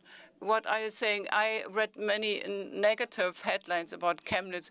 There was a big issue with right-wing forces there. So let's be very clear about this. You say create more meetings between people. Tell me in more concrete terms. Well, people meet, and people from Chemnitz meet people from other European countries, like from Nova Gorica. As the colleague has just said, we have similar transformation experience. We are also working with other partner cities, Manchester, Mulhouse, and other industrial cities of the first generation like Brno and Winterthur in Switzerland. We are setting up a state partnership, the Red Brick Cities, because we want to create some innovation. And these concrete meetings, the concrete work dealing with similar issues, this will help people to make the Europe more graspable. What can culture then do? Mr. Silipovic, I would like to ask you, how did it work in Rijeka? That there were cultural events. So culture was an instrument to better understand each other, to better understand the European cause. Maybe you can also say we have just an opera festival or a theater festival, perhaps? First, for inviting me to the conference, which this idea of bottom-up approach is for us from local self-government. This is very important because we can share ideas and examples of best practice on the larger forum, and our voice can be heard on the European level. And this is the general idea of ECOC, to present the cities and the culture and everything what they have to offer on our small local level, but of course connected with all Europe, because we are a part of a great family of ECOCs that were ECOCs, that will be ECOC, or that are now in this year ECOC. We had the unfortunately, we were the European Capital of Culture in 2020, and everything was great until the opening ceremony, which was on the 1st of February 2020. And after that, one month and a half after that, the pandemic exploded, and practically all world closed. And then we have to cancel a little bit of our program and our ideas for that year. But besides that, we try to be resilient in that way, and during the summer, even not just that year, because the European Parliament, the European Commission extended our capital status until the 1st of April in 2021. We built many partnerships through not just Europe, but all over the world, and we presented Rijeka as a resilient city. Our goal and our themes that we were discussed during the European Capital of Culture, and the slogan was, of course, Port of Diversity. Rijeka is the third largest city in Croatia, but also the biggest port, and we emphasized our connection with the sea. Of course, the three pillars of the European Capital of Culture were water, work, and migration. And this was very actual in that period, but is also actual now, discussing Europe in these times of uncertainty. And definitely culture is something that can bring us together. For example, Croatia will enter Eurozone and will enter Schengen regime from 1st of January. And this is a huge step for us, because even we are members of the European Union for 10 years, people don't feel that on the ground, because if you have to show your ID or a passport on the border, then you don't feel that you are in that club of 27 members, equal members. I would like to emphasize that word, equal. In that sense, we use culture to promote the city, to create the atmosphere in the city that collaborates us with the Europe and the ideas that the Europe is found on. And in that sense, the sea and the connection with the sea was one of the elements which help us to build that atmosphere. And of course, I will never forget the opening ceremony with Bella Ciao on the end and the message to all the people in Europe about freedom, about everything that Europe stands for in the world. And practically now in this situation, which world is facing, and practically we are facing this situation that the economy of size of Spain is in war with the economy of size of Slovakia, and all world is threatened, all world is unsecure, and practically I don't know who is benefiting from that. We all know who is benefiting from this. So the culture is something that can give an answer to this situation in the world. We need to cooperate more, we need to be more resilient, and the cities of Europe need to be more connected, need to cooperate even more, because 70% of the people in Europe live in the cities. And this is something that is very, very important. And I would like to emphasize also one fact, that we had the huge investment in the infrastructure, in the new city museum, new city library, a new museum of the modern and contemporary art, and we rebuilt the ship that was used by the former president of Yugoslavia, Tito, in non-alignment movement in the 60s and 70s years of the last century, which also promoted the ideas of friendship all over the world. So this is some pillars that we built our candidacy, and not just candidacy, but the year when we were European Capital of Culture. Okay, thank you very much. Und Herr Piaskowski hat es geschafft. Der Zug aus Krakau ist doch noch pünktlich. Mr. Piaskowski made it. He arrived at long last. The train, so that was my mistake, probably. No, it's never a mistake to take a train. Yeah, that was very decision I taken really with all of the consequences. Sorry again. Yeah, but it's great to have you here, and we'll go on with Mr. Esteves, and then we come to you. Mr. Esteves, Aveiro liegt auch am Meer, so wie Aveiro is also located at the sea. Water is also important. We have heard what happened. What are your goals for Aveiro? What is most important to say also after a few years it has worked out well? Hello everyone, thank you very much for my invitation. It's a pleasure to be there. I take almost half a day to make my trip between Aveiro and Berlin.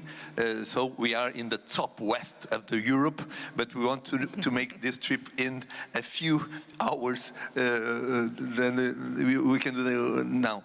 In our candidacy, we made a choice. We chose the 4 natural elements of the earth to make our history: water, land, fire, and air. And we said that there's the 5th element, too much important for the man, for the world, for the Europe, that is culture. In our history, we said that we put in our bid book, we think that the culture have to be the new instrument that Europe have to use for be more Europe inside of the whole 27 countries. But there's another idea that for us is too much important, because we are in the top west.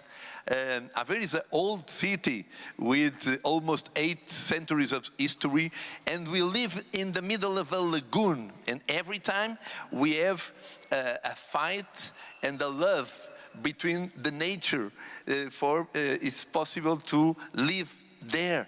So when we think about that, when we saw that Portugal, the Portuguese, the languages of Portuguese are spoken in all world. The Atlantic importance of Portugal is very high in Brazil, in Angola, in Mozambique, almost in East Timor.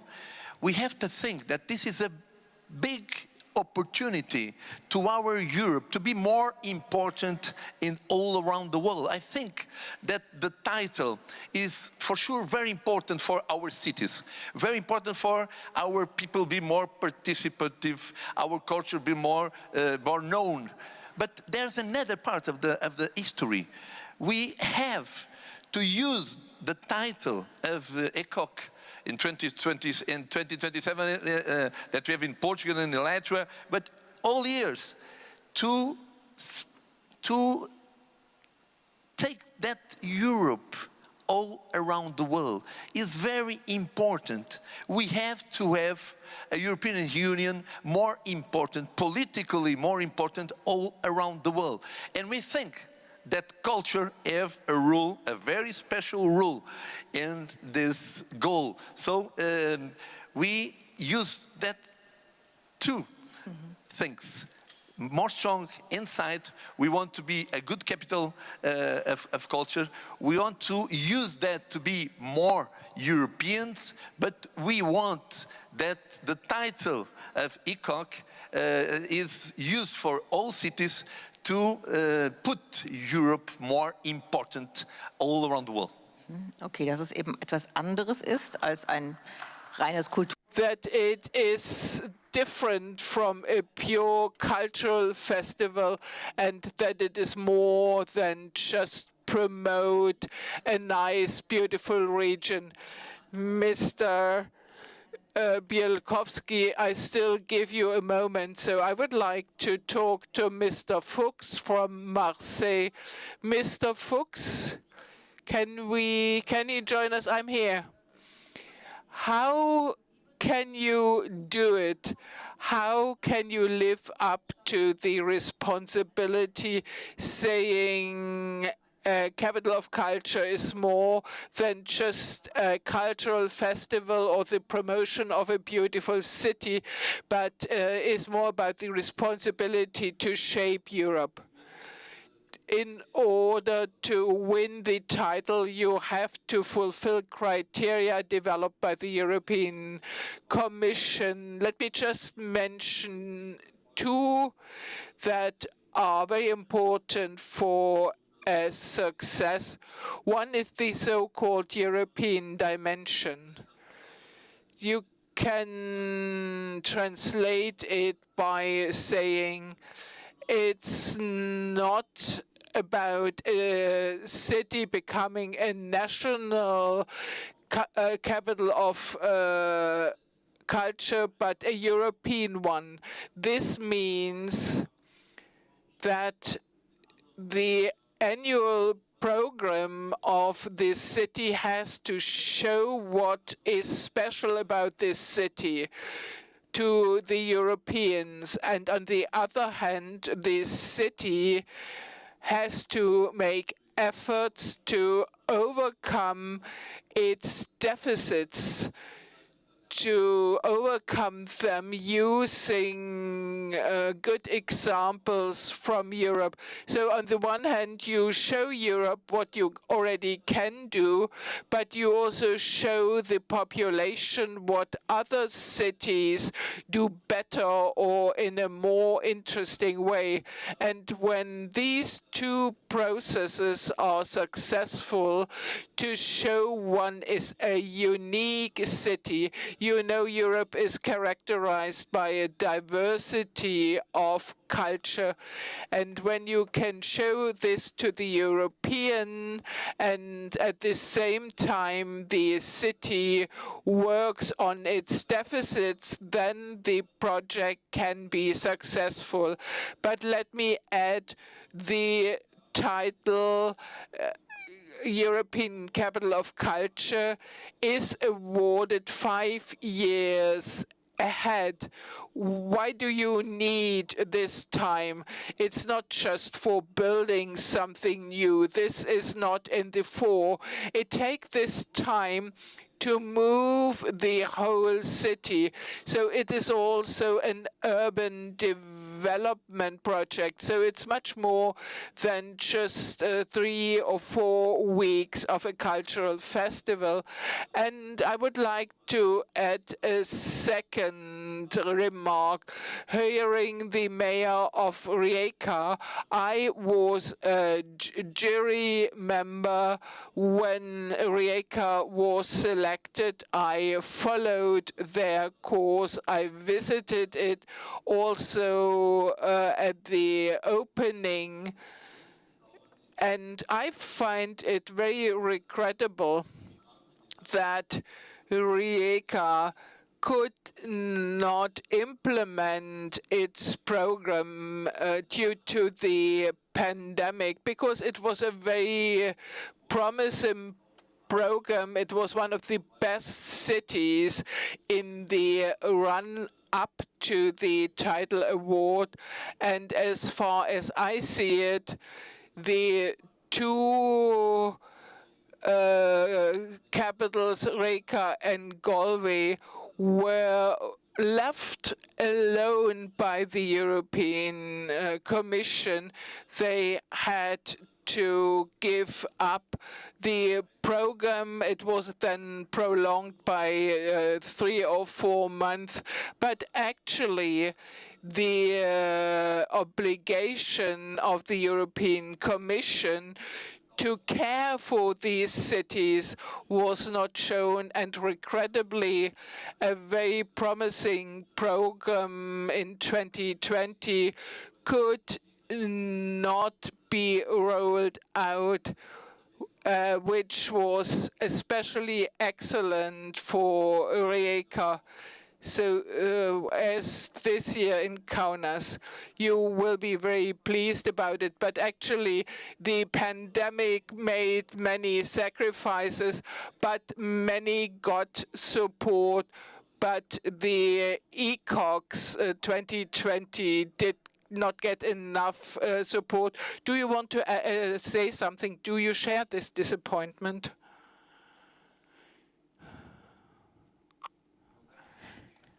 Commission could help us more, but due to the fact of COVID, of course, whole world was closed.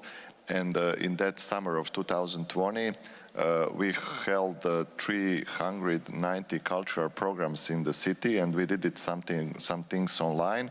Of course, that the program could not be perform as it was planned, and I know that in that year we tried to do our best to fulfill some of the program criteria in the bid book that we were very happy to have in this 2020, but that year was specific in many reasons. But now, even now, the culture is facing another crisis of prices of energy, and there's always some crisis in the world, and we have to work with it. I mean, it was the First World War, Second World War, financial crisis, Cuban crisis, COVID crisis, now is energy price crisis, war in Ukraine. So we are constantly living in some crisis. So I would not like that to be the constant, but unfortunately it is, and we didn't learn anything from our history. I sometimes think. So in that sense, of course, that we received the reward, the Melina Mercury Award of I think it was 1.5 million euros, and this helped us, of course, in realization of the program. But we need to cut the number of employees in the company that was undertaking the whole project, and it was the biggest project in culture since the independence of the Republic of Croatia, but definitely something that will stay after the program. The legacy of the project is definitely the infrastructure, but we didn't do that just for the infrastructure. Of course, many people were involved, the volunteers, the people that were professionally engaged, and I think that people of Rijeka feel and will always remember the opening ceremony as the whole day went. Practically, I think it was more than 90 events during the whole day, since the early morning until, of course, the early morning next day. And this is something that gives me the hope that the European Capital of Culture project can connect all the cities that are participating and putting on the not just European map but also the world map of the world, because we established so many contacts. I would like just to emphasize maybe one with the EU Japan Fest, which is a huge organization in Japan, connects all the big businesses in Japan, Toyota, I don't know, the biggest insurance company, the banks and so on, and they bring Japanese artists here to Europe, but especially in the European Capital of Cultures, and this is something that is also important when we are looking now back 2 or 3 years in 2020 and the legacy of that year for Rijeka. So it goes on. It goes on, of course. It goes on. Das ist gut. Und Herr Piaskowski, jetzt schön, dass Sie. Nice to have you here. It has been a while ago when Krakow was this ECOC 2000. We just heard you prepare for a longer period of time. I think in Krakow too, you used a longer period of time to prepare, to take everybody on board. What would you say has remained of it, and how far could you, for Krakow, say, yes, we've made something for Europe, we've done something for Europe? How can you measure what you've done for Europe? Of this discussion, because a case of Krakow is also something to warn ECOC how you can waste sometimes the effect of ECOC even a year after, when government change or when you have conflict between local government and federal government, and it was the case of Krakow. Literally a year after, all of the archives were just forgotten, the institutions established for European Capital of Culture changed their entire staff.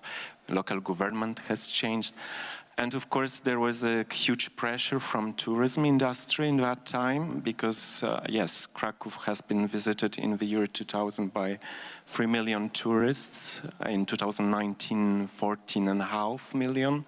It shows also the way and also ECOC effect, one of the effects, of course. So, of course, this issue has been discussed many times, politics in ECOC, aspirations and ambitions. I must say that in Krakow case, it was a special situation because we were millennial cities of, European cities of culture, together with 9 other cities, and there were only Krakow and Prague outside of European structures. So the good thing was that all of our program and our participation in ECOC was very connected with European Union accession aspirations. So when 2000 year ended, everyone just left European Capital of Culture projects, festivals and so on, and started to work on the 2004 accession to European Union. And when in 2007, Polish Ministry of Culture announced a new new competition for Polish cities, and there was a question to Krakow, should you start again? Should you go back to the round? Because practically it is possible to go back. We said no, because in that time we quickly understood that we need to focus on a completely different approach, that we need to share this legacy, that we should prevent other Polish cities from mistakes we've been experiencing. And also that was the time of the huge reform of the cultural policies in Krakow, more connected with Creative Cities network of UNESCO and more with sectors, specific development programs, more participations, and that was the period when we've been profiting a lot from European resources. So that was the momentum when we started to develop our infrastructure, because in case of Krakow and Prague, we had no really impressive investments in terms of building. What was the best achievement was agile institutions, new labs, new managers, with education already in the reality behind the Iron Curtain, but they quickly learned what is internationalization, European ties, collaboration, so that class of highly skilled, ambitious managers, that was the best achievement of the year 2000. And when I see the Wrocław case, for example, and other cities in Poland after year 2016, they all say that one of the biggest achievements are talents, managers, people. They were learning over the process, and they create new dimension of institution. And this is probably the most important effect of European Capital of Culture, capacity building and new responsibilities all of the managers develop together with communities. And nowadays I can just say, yes, Krakow is a very cultural city. Now is a European capital of culture with almost 500 institutions of culture, 80 festivals, 8 symphonic orchestras, 100 museums and new facilities. Die Frage ist aber, wir haben ja vorhin gehört. The question is, we heard before, what the big issues are in Europe today. The big problem in Europe is not that we are not having not enough theaters or not enough orchestras. We have a war, we have a climate crisis, we have poverty. We have the problem of disinformation. How can we come to a situation where the problems that we all have are addressed when you are a capital of culture? So we can have a nice concert, that would be great, but it does not help us, or this is my question now, does it help you? How can it help us to solve the big problems that we have to address them? Okay, maybe I have to make you understand a little bit what is our case, because Nova Gorica is a new city. It was established in 1947 because of the border. Before 100 years ago, we were all on the same territory of Austro-Hungary. And then after the First War, Italy took Gorizia, and it started with fascism and so on, you know. And so these wounds, these pains are still there.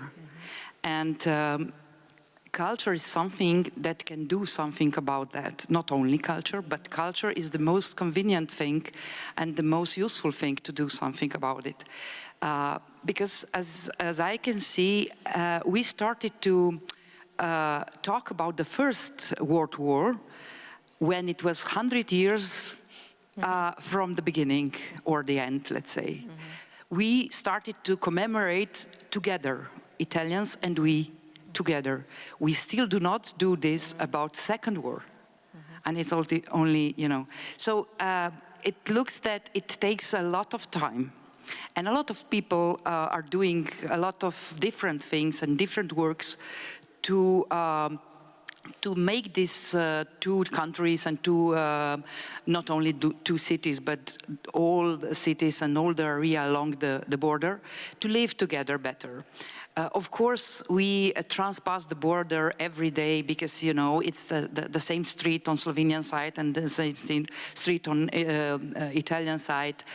The border in 1947 cut it the graveyard, the graves, the houses, the streets, and so on. So it was nonsense.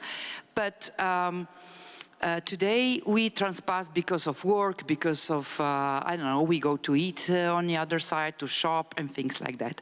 But culturally, we still do not do this. And this is the problem or the challenge, the language, of course. Most of Slovenian people do speak Italian and not vice versa.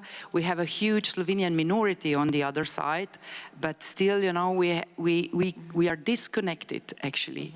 We have cultural institutions who are actually only for one side. And this is something we want to change. We said we want to do a cultural ecosystem which will be common for both cities and for both countries. And that's why you cannot do this with only you know, concerts or a year of festivals and things like that.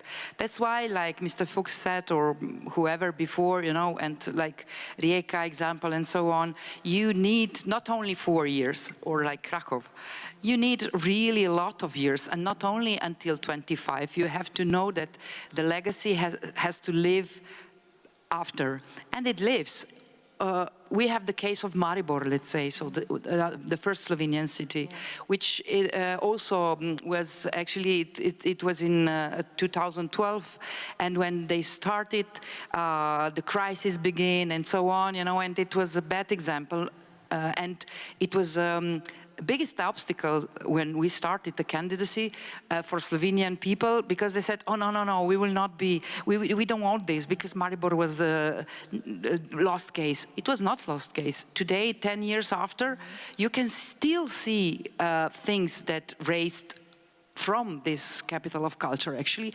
But, you know, it is a project that not everybody sees, that cities changes because of this. You know, after 4 or 5, I mean, 4, even 8 years, let's say, a candidacy period is like 4 years in our case, and then 4 years of preparation, and then 1 year. So it's almost 10 years.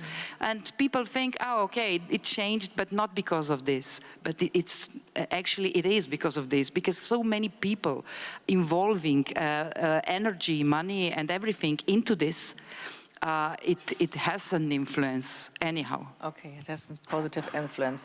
Ich würde gern Herrn Heide dazu. I would like to ask Mr. Heide now. Unfortunately, he cannot be here with us today. Mr. Heide, I would like to hear your opinion on how you can do that. That you use culture for more, for an extra benefit. She just said we were disconnected. And this is also about the big issues that I have addressed. How can we do this best? Well, except for the fact to refer to what the previous speaker said. The war declaration of Serbia in 1914 was signed in my city, and the First World War started this. So capitals of culture have a broad term of what they understand as being culture. Today, Capital of Culture is more than a cultural festival. It's more than a fireworks of events for 1 year. Nothing remains at the end. But we want it to be sustainable. An effect into the European dimension. This is what we want. Let me explain to you what mattered most to us. It was about democracy and political issues, because we're a city with 13,000 inhabitants in a region with 100,000 people. We are a rural region, the first inner Alpine region that we have in Austria. And I like saying that the future of Europe is made in the rural region on the rims of Berlin. This is where you find the most skepticism towards Europe. Then you tend to have parties which are nationalistic. People are skeptical there. And Brexit also was not decided in the big cities, but also in the rural regions. And when we look to the US, we also see where it can lead us one day, what polarization may result from it. And this may also happen in Europe. And we want to prevent this when we speak about a European capital of culture. But my question is, how can you do it? We are now all thinking of the war in Ukraine, so different sort of problems facing us. Some say, does it make sense that we have a capital of culture then? Or should we not perhaps put something else at the fore? But this is what the capital of culture is like. We address the most pressing questions of our time, and challenges will come up And over this 10-year-long process that is related to becoming a capital of culture. Capital of culture is not something that lasts for just 1 year. As we said, it's a process that takes about 10 years. And new issues will come then to be seen. You've mentioned the Ukrainian war now, energy. So these are all European problems. And speaking about the European capital of culture, we are now facing a situation where we're having a number of Ukrainian refugees. We have students Ukraine students in my country, so the educational system is facing challenges. So culture is something that brings people together. And also to speak about the war that's raging. And this is the big challenge also that you have as a capital of culture. You need to deal with these topics. You cannot deny it because there are also budgets that we can use, and a society has to reflect with its ideas also in such a capital of culture. You are nodding. I think you wanted to say something. Now, yeah, I would like to underline the idea that ACOC has changed over the past almost 40 years, I would say. Cultural festivals first, and then to a very integrated urban development concept. So a very broad cultural concept is being used, and what my colleague from Ischl said, I also want to highlight it. Where do we find Euroscepticism in the rural area and also in urban neighborhoods? The idea of ECOC Chemnitz includes also the regions. We started with 9 municipalities to establish a cultural artistic path.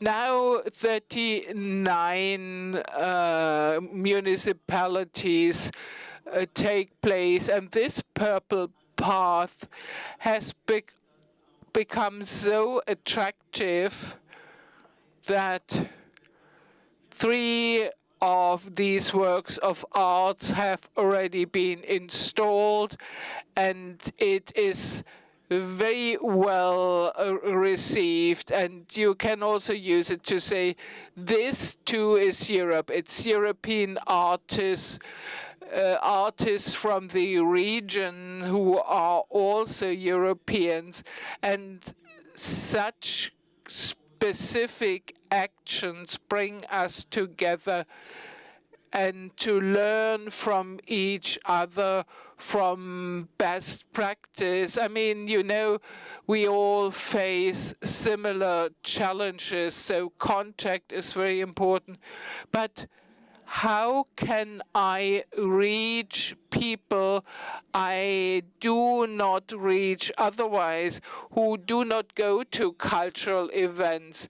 With these works of arts installed, we were able to do this. We have a small cultural festival, and it didn't take place in Chemnitz, this one, but we brought it to a small town in the Arch Mountains, and there was a lot of interest and a lot of incredible gratitude, saying something is really happening, something is happening for us. And I think many other positive things will come up. And as to regions and what the colleague from Nova Gorica said about borders, we have 2 airports in Saxony, one in Leipzig and one in Dresden and one in Prague.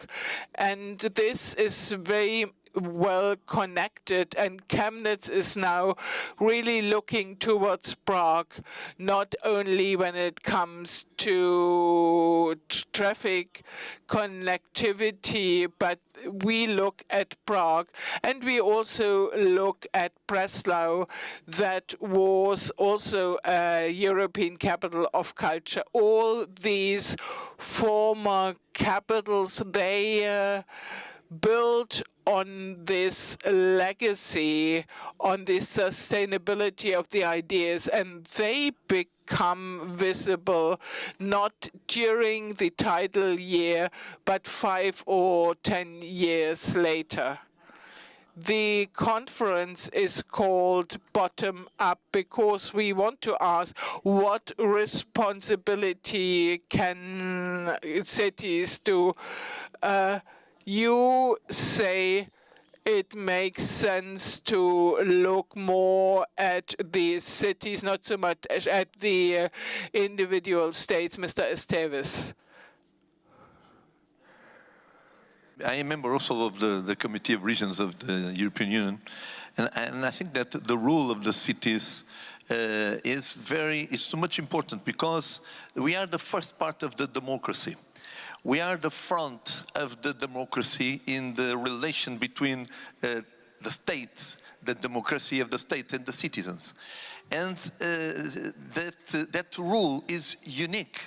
The national governments can't do it, is not possible.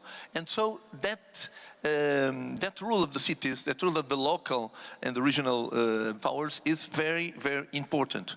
But I want to say that in that relation between the rule of the city and the regions, with the relation of the culture, like you said in a few minutes, what the role of the culture to resolve the big problems of the Europe and the world. We have to think that the culture is an important instrument to take more the citizens to the democracy.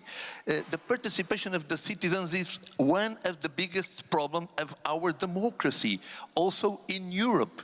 And culture is a very important instrument to make social cohesion, to put people inside of the middle of the democracy. And if we made it, we can make a better, a more strong democracies inside of the Europe. We can have a strong Europe because the Europe learn more about her own culture. And I think that this process, and I repeat, like my colleague said now, the ECOC is important to be a process and not a festival. But in this way that we want to run in Aveiro and for sure in all Europe, is very important to make Europe more strong. I repeat, we want and we have to be more autonomous in energy. We have to make the energy transition. In Aveiro, we made a mix very important between cultural production and technology, with, for example, a festival, the name is Createch. This is very important for the digital transition that we want to do in Europe. But this is important also for being more autonomous in energy, in food production, and for being more important in political level in the place of the world. We have to remember that only 10% of the climate problem of the world is the responsibility of Europe. But we have to take a political rule, too much important than 10% to help the world to resolve that important problem. And culture is a special instrument. But we heard in Krakow that it's not so easy wenn man dann einmal anfängt mit den Dingen, mit der...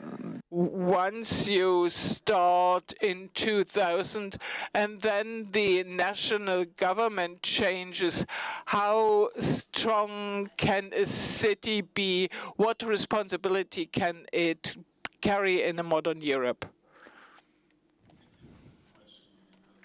I agree with Mr. Mayor that resilient cities are cities they have been investing into the cultural capital, into the NGO sector over decades.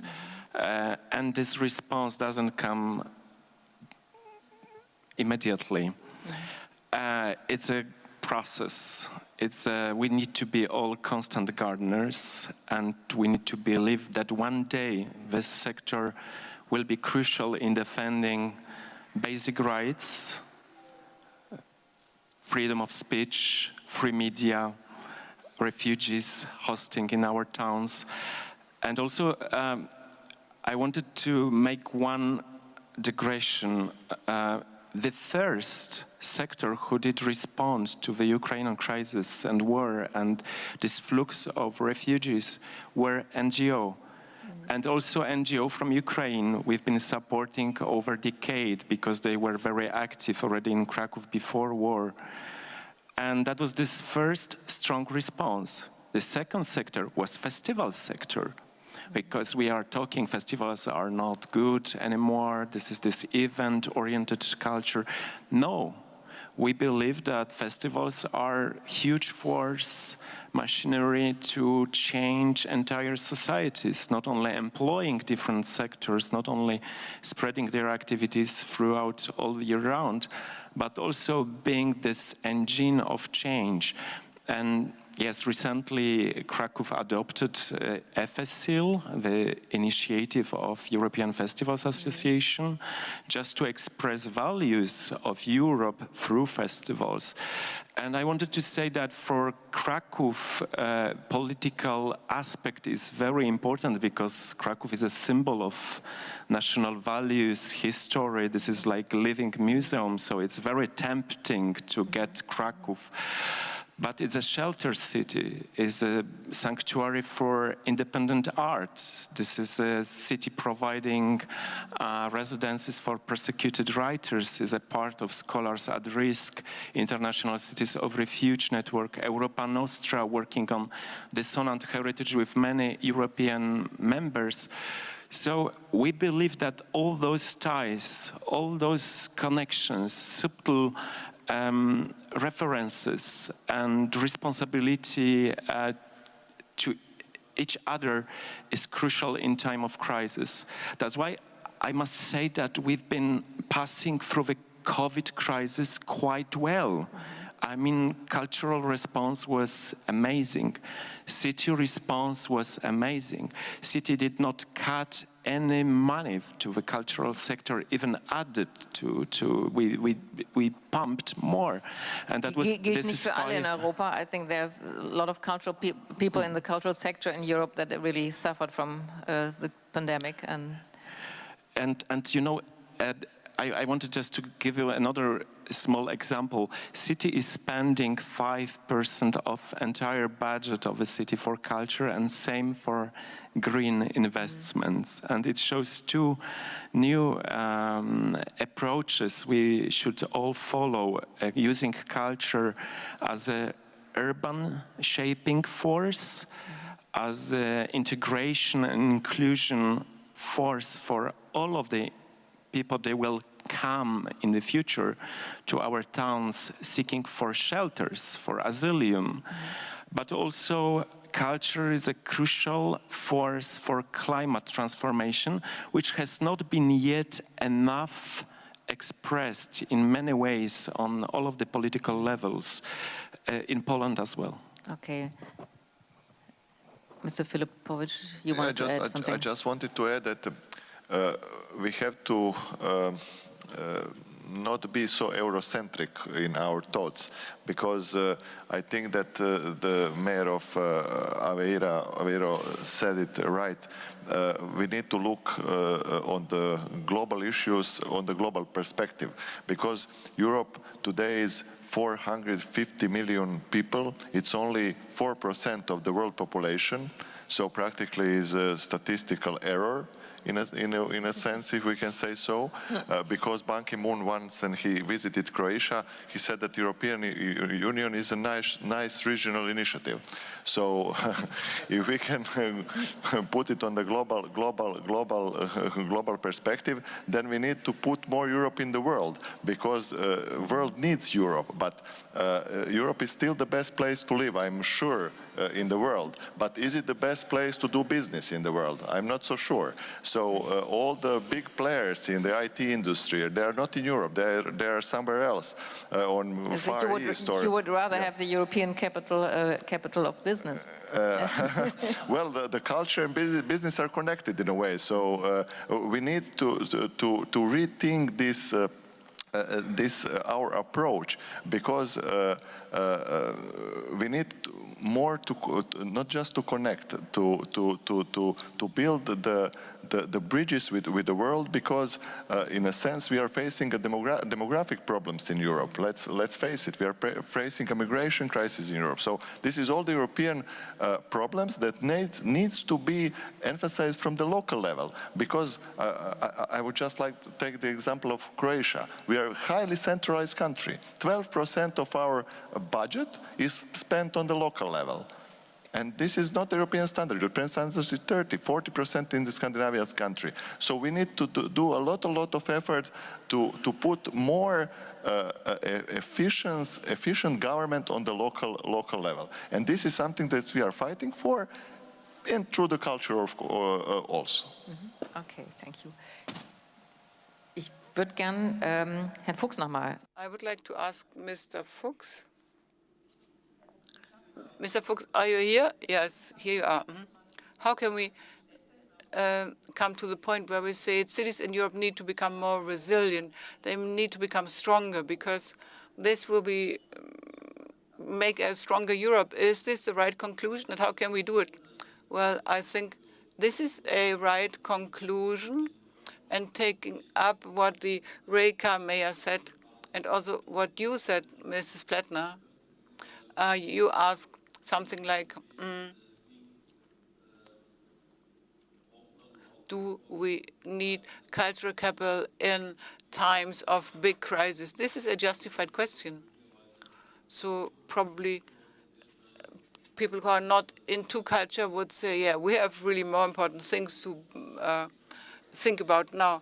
So we Europeans sometimes think we are so important in the world, you know, like the mayor just said, it's just 4%.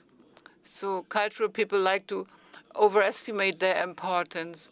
So when you are getting down to the ground, you would say the capital of culture cannot solve the social problems of our time. This is true. And in the priority list of what needs to be done in the world, create peace, fight poverty, of course, there are things more important than the capital of culture.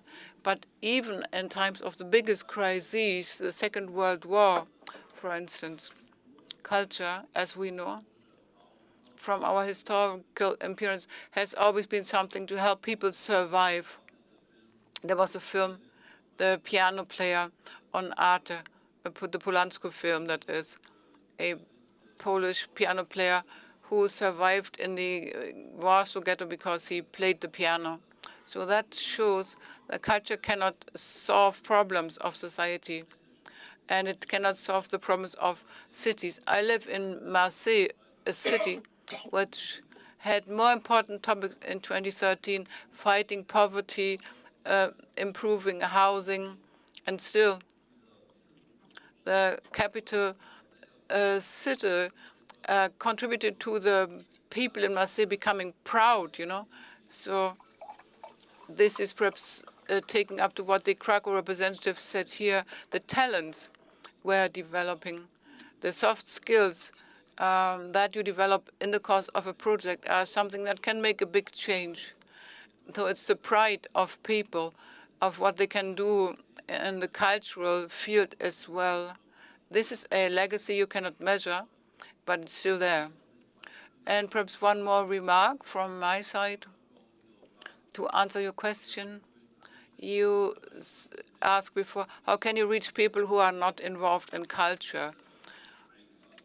They do not feel invited, you know. That's a very important question, because then the social relevance of such a project becomes very clear. Then it's not only for those who are into culture, but the broad population. So the money for Capital of Culture comes from tax money, and everybody pays into this.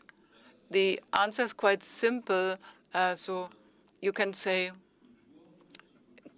the arts and culture in the best sense need to be popularized in the best sense of the word, not populistic, but popularized. I mean by that, make them accessible for everyone, and quality goes with this as well. In Marseille and other capitals of culture, we have often seen there's not a simple recipe. You offer arts and culture in the open and free, so everybody can attend. So make them accessible for everyone, free and in the open. And this way may also work in the times of the pandemic. Yeah, it also worked in the times of the pandemic, especially in cities which are not traditionally dealing with culture, into culture, like Marseille. Marseille is more a poor city. They do not have so much access to arts and culture. This is not their first priority. But a project like the Capital of Culture can really do a lot here. Free and in the open year. You can do this in Marseille more or longer in the year. It's hot there. It's warmer there. I just returned from Provence. I would like to hear from you to wind up. If you had the choice to go to one of the cities that we have seen here, which one would you choose? Which would you be your favorite? And what would you find most interesting there? Ja, in Aveiro oder Chemnitz oder Rijeka oder Krakow. Was wäre? Marseille steht auch noch, und Bad Ischl. So, so maybe there. Aber gibt es sowas, also das wäre die Frage an Sie alle als my question to all of you, as Europeans, where do you think I find this interesting. I would like to go there to learn more about Europe, perhaps.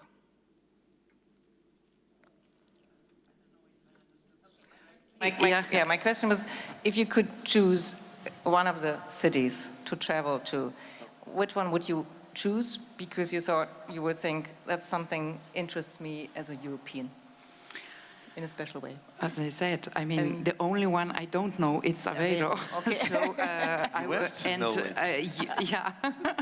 so actually, I went to all those cities because everywhere you have to learn, and everywhere you can learn something completely different. And as I told you before, I'm working 6 years for ECOG in my town, let's say, and I've been in all ECOGs, and I still know every day that I don't know nothing. Okay.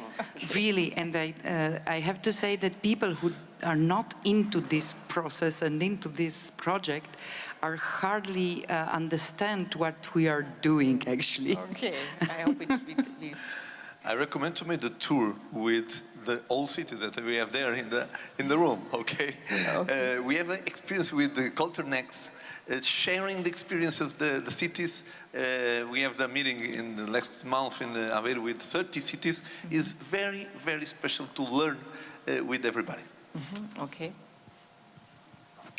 Ich will jetzt nicht dasselbe sagen, wenngleich das. I'm not going to say the same, even though it's true. All the cities are interesting. This is true. But first of all, I would go to the two former ECOG cities, Krakow and Rijeka, because I could then exchange experience with them, because what I found so far is that